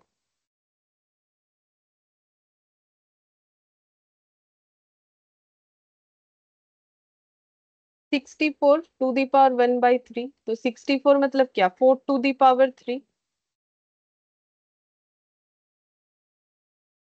ठीक है।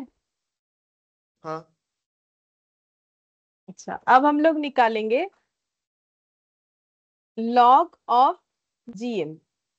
तो जियोमेट्रिक मीन 4 है, तो लॉग ऑफ 4 बोलो कितना होगा, लॉग भी सिखा दिया है। 2 log 2। Log 2 to the power 2, तो पावर हाँ सामने आ जाएगा 2 log 2। बोले ठीक 2 है, log 2। 2 log 2 हो गया। अब मुझे क्या करना है, अब मुझे इंडिविजुअली सारे ऑब्जर्वेशन का लॉग निकालना है। ठीक है, जैसे एक्स मेरा क्या है 2 4 8, ये सारे ऑब्जर्वेशन है, ये सारे ऑब्जर्वेशन का इंडिविजुअली लॉग निकालेंगे। तो log 2, log 4, log 8, तो log 2 तो log 2 ही होता है। log 4 कितना हो जाएगा, 2 log 2। 2 log 2। और log 8 कितना हो जाएगा 2 log 4। ना? 8 4 দুগুণে 8। 4 দুগুণে 8 কেন হবে, পাওয়ারে যাবে। 4 দুগুণে 8 হলে তো আবার তোমাকে ভাঙতে হবে। হ্যাঁ আবার ভাঙতে হচ্ছে উঠে দেখছি। 3 log ও আরেকবার হ্যাঁ বলো। 4 log 2 হবে ম্যাম 4 log না 2। না না, 4 log 2 3 হবে না। मैम 3 হ্যাঁ log 2। 3 log 2 सही है, 3 log 2 होगा, क्योंकि 8 का मतलब होता है log 2 टू दी पावर 3 होता है। हमेशा पावर में कन्वर्ट करके करना चाहिए। 2 टू दी पावर 3 होता है तो 3 log 2 हो जाएगा। अच्छा, अब इसका टोटल हाँ। करना है मुझे, ये log x का टोटल करना है समेशन। तो log x का टोटल करो, तो log x का वैल्यू है, पहला है log 2, फिर है 2 log 2, फिर है 3 log 2। तो ये सब ऐड करने से कितना होगा? ये भी सिखा रखा है लॉग में, बोलो कितना होगा? 6 log 2। मतलब 6 लाख 6 log 2 होगा, ठीक है। तो समेशन log x मेरा हो गया 6 log 2। अच्छा, अब मुझे निकालना है एवरेज एरिथमेटिक मीन। किसका निकालना है? ये जो समेशन log x का मुझे एरिथमेटिक मीन निकालना है। तो summation log x divided by जितने सारे log थे n, तो log x का वैल्यू कितना आ गया? 6 log 2। n मतलब नंबर ऑफ ऑब्जर्वेशन 3 था, तो कितना आंसर हो गया? 2 log 2, ठीक है। तो देखो ये भी 2 log 2 आ गया, मतलब log gm इक्वल टू मेरा क्या हो गया? 1/n log x, 1/n log x। log gm मेरा कितना आया है? 2 log 2, ठीक है। और 1/n log x मतलब log x by n, ये भी मेरा कितना आ गया? 2 log 2। तो प्रॉपर्टी यही बोल रहा था, पढ़ के देख लेते हैं। देखो बोला था कि logarithm of g for a set of observations, बोल रहा है कि अगर हम लोग सेट ऑफ ऑब्जर्वेशंस का लॉग निकालते हैं, ये रहा मेरा सेट ऑफ ऑब्जर्वेशन, उसका मैंने लॉग निकाला, ठीक है। फिर क्या बोला है? Set of observation is the M of logarithm of the observation. अच्छा sorry, logarithm of G, G मतलब जीएम। अगर हमारे पास जो ऑब्जर्वेशन है उसके जीएम का अगर हम लोग लॉग निकालते हैं, दैट इज लॉग जीएम यानी लॉग जी, वो इक्वल होता है, देखो लिखा हुआ है इज द, ये वैल्यू और ये जो इज द वैल्यू लिखा हुआ है ये सेम होगा, is the M of logarithm of the observation. Observations के लॉगरिथम का अगर एरिथमेटिक मीन निकाले तो वो दोनों सेम होगा। मतलब हमें अगर ऑब्जर्वेशंस का जीएम निकाल के लॉगरिथम निकाले, ठीक है, और अगर हम लोग ऑब्जर्वेशंस के लॉगरिथम का इंडिविजुअली उसका एरिथमेटिक मीन निकाले तो दोनों बराबर होता है। तो देखो दोनों बराबर होता है। तो अगर ऑब्जर्वेशंस को इंडिविजुअली लॉगरिथम निकालते हैं और उसका एरिथमेटिक मीन निकालते हैं तो हम लोगों का दोनों वैल्यू बराबर होगा। ये हो गया हमारा पहला प्रॉपर्टी। बोलो प्रॉपर्टी जो बोल रहा था वो समझ में आ गया? अब जो बोल रहा है मैंने भी वही बता दिया। बोलो प्रॉपर्टी समझ में आ गया? फर्स्ट प्रॉपर्टी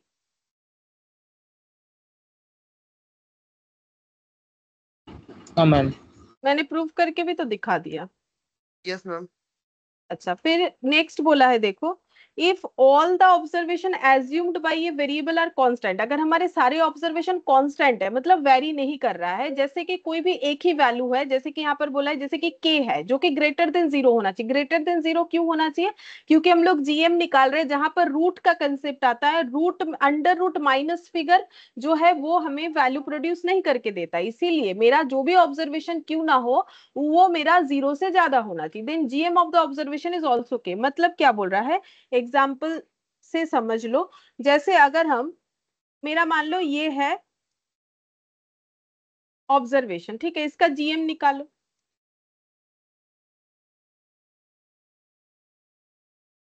इसका जीएम कितना होगा?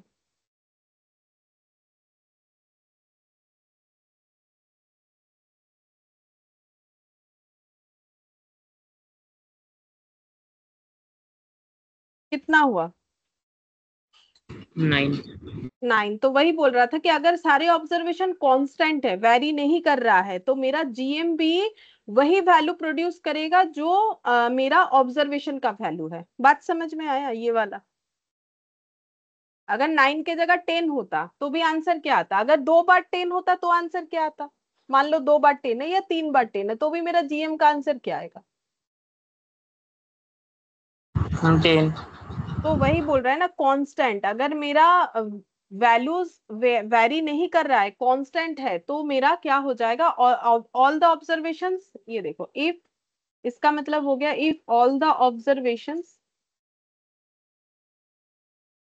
आर कांस्टेंट से के ग्रेटर देन 0। जैसे यहाँ पर फिर के हम लोगों ने क्या माना? यहाँ पर के कितना है हमारा?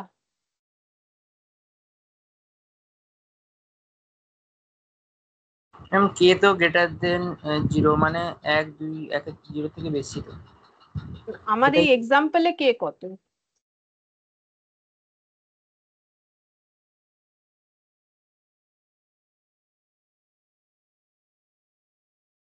ये मतलब कांस्टेंट जो वेरी नहीं कर रहा है, तो यहाँ पर मेरा ऑब्जर्वेशंस जो वेरी नहीं कर रहा है उसका वैल्यू कितना है? 9। वही तो पूछ रहे हैं कि यहाँ पर मेरा के कितना है, यहाँ पर मेरा के 9 है, ठीक है। अच्छा, third third property, GM of the product of two variable is the product of their GM, that is if z equal to xy then GM of z equal to GM of x into GM of y, ठीक है। तो ये property ऐसा बोल रहा है GM of z equal to GM of x into GM of y, ठीक है। तो देखो हम ये समझा देते हैं कि एग्जाम्पल के साथ, मान लो मैंने x ले लिया है 248 और y ले लिया है मैंने 10, 100 और 1000, और z क्या होगा x इंटू वाई। क्यों? क्योंकि मुझे प्रॉपर्टी वही बोल रहा है कि GM of the product of two variable, product of two variables, तो दो वेरिएबल्स एक्स वाई लिया उसका प्रोडक्ट किया, तो 2 इंटू 10 20, 4 इंटू 100 400, 8 इंटू 1000 8000, ठीक है। अब मुझे क्या निकालना है? GM of x. तो बोलो जीएम ऑफ एक्स कितना होगा? 2 इंटू 4 इंटू 8 टू दी पावर 1/3, बोलो कितना आएगा?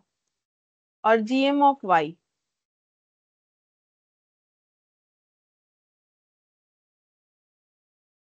64 टू दी पावर 1/3 यानी 4 to the power 3 whole to the power 1/3 यानी 4 आ गया। ये कितना हो जाएगा?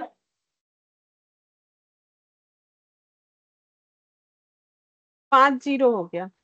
ओ 10, 100, 1000, 6 जीरो हो जाएगा। तो 6 जीरो मतलब 10 टू दी पावर कितना होगा?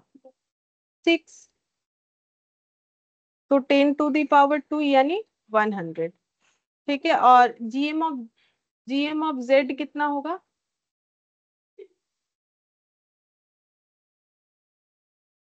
2400 और 8000, बोलो कितना होगा?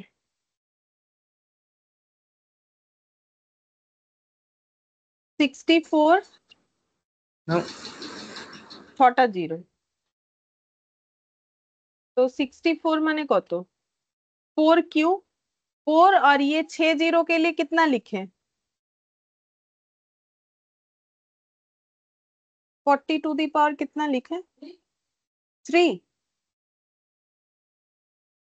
40 टू दी पावर 3 मतलब इतना हो जाएगा।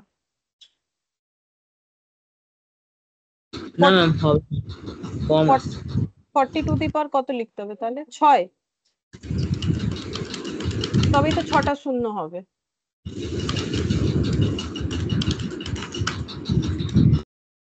4 4 4 6 বার গুণ করলে তো আবার 64 বেশি হয়ে যাবে। ঠিক আছে, তাহলে কত লিখলে ঠিক যাবে?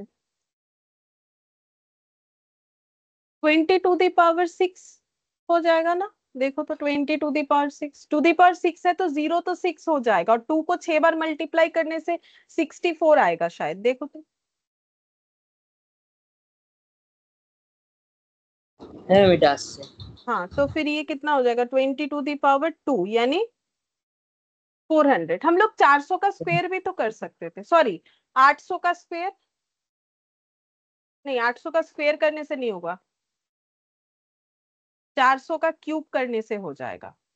हाँ, 400 का क्यूब करने से हो जाता, इतना सोचने का तो नहीं था। देखो तो 400 का क्यूब करने से तो होना चाहिए ना। কিভাবে আসছে? हाँ, तो 400 आएगा ना। तो मैंने क्या क्या सोच लिया, चलो ठीक है। तो अब हमें क्या करना है? अब प्रॉपर्टी ये बोल रहा है कि जीएम ऑफ जेड, तो जीएम ऑफ जेड कितना है? 400। जीएम ऑफ जेड ये बोल रहा है जीएम ऑफ एक्स और जीएम ऑफ वाई का मल्टीप्लाई करने से जितना आएगा। जीएम ऑफ एक्स कितना आया? 4, और जीएम ऑफ वाई कितना आया? 100, तो 400। तो बोल रहे ये सेटिस्फाई करेगा। बोलो ये समझ में आ गया? जो प्रॉपर्टी बोला था कि अगर दो वेरिएबल्स है और दोनों वेरिएबल्स का प्रोडक्ट करने पे जो आंसर आ रहा है, अब ये इस इंडिविजुअली दोनों वेरिएबल्स का जीएम और प्रोडक्ट का जीएम निकालोगे तो फिर प्रोडक्ट का मल्टीप्लीकेशन मतलब दोनों वेरिएबल्स का जीएम का मल्टीप्लीकेशन करने से प्रोडक्ट के जीएम के बराबर होगा। दोनों इंडिविजुअली वेरिएबल्स का जीएम का मल्टीप्लीकेशन करने से प्रोडक्ट के जीएम का मल्टीप्लीकेशन के साथ बराबर होगा।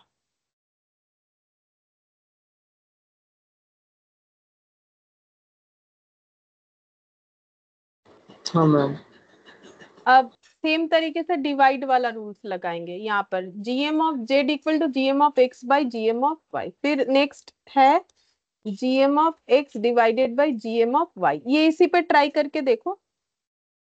तो जीएम ऑफ यहाँ पर z इक्वल टू कैसे निकालोगे, फिर जैसे x इंटू वाई किया था तो डिवाइड करना पड़ेगा, तो x बाई वाई करके बोलो कितना आ रहा है। अगर हम लोग वेरिएबल्स का डिवाइडेशन करते हैं तो 2/10 कितना आ जाएगा।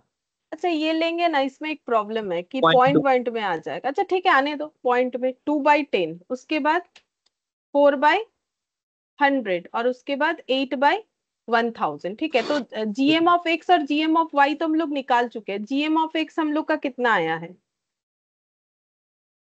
4, और जीएम ऑफ वाई कितना आया है 100। तो 4/100 कितना होगा 0.25 होगा। 0.25 होगा। और जीएम ऑफ जेड जो है वो निकाल लेते हैं। जीएम ऑफ जेड हो जाएगा 2/10, 4/100, to ma'am by 0. Ten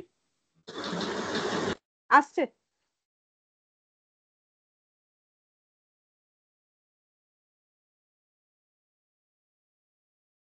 8/1000 into 1/3, तो कितना हो जाएगा 64 डिवाइडेड बाई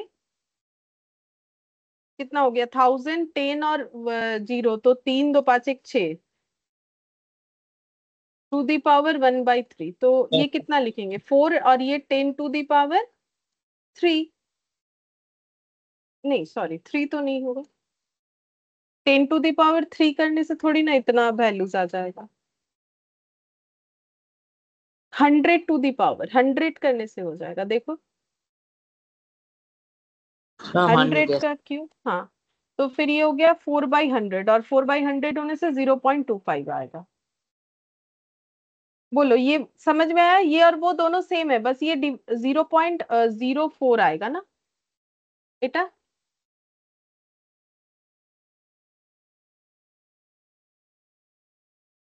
बेटा मैम भूल हुए 0.0 करते थे। 0.4 है उसको। तो बोलो ये समझ में आ गया डिवाइडेशन और मल्टीप्लीकेशन वाला कंसेप्ट, मतलब प्रॉपर्टी। हाँ मैम। ठीक है, जीएम हो गया हम लोग का।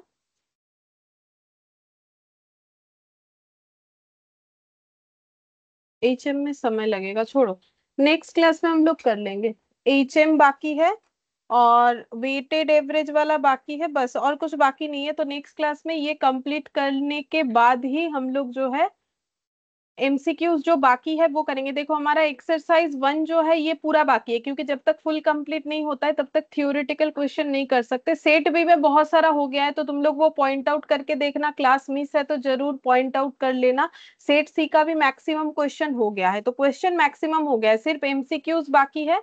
मतलब एमसीक्यू तो सभी है, थ्योरेटिकल एमसीक्यू बाकी है सारा, और उधर मैक्सिमम क्वेश्चन हो गया, और जो कंसेप्ट थोड़ा बहुत बाकी है। तो आई होप कि नेक्स्ट क्लास में हम लोग का खत्म हो जाएगा, और अगर रहा भी तो एक दो क्वेश्चन रह सकता है अगर टाइम कम हुआ तो। ठीक है, फिर आज इतना ही करते हैं। Thank you ma'am. ठीक है, बाय। Bye ma'am.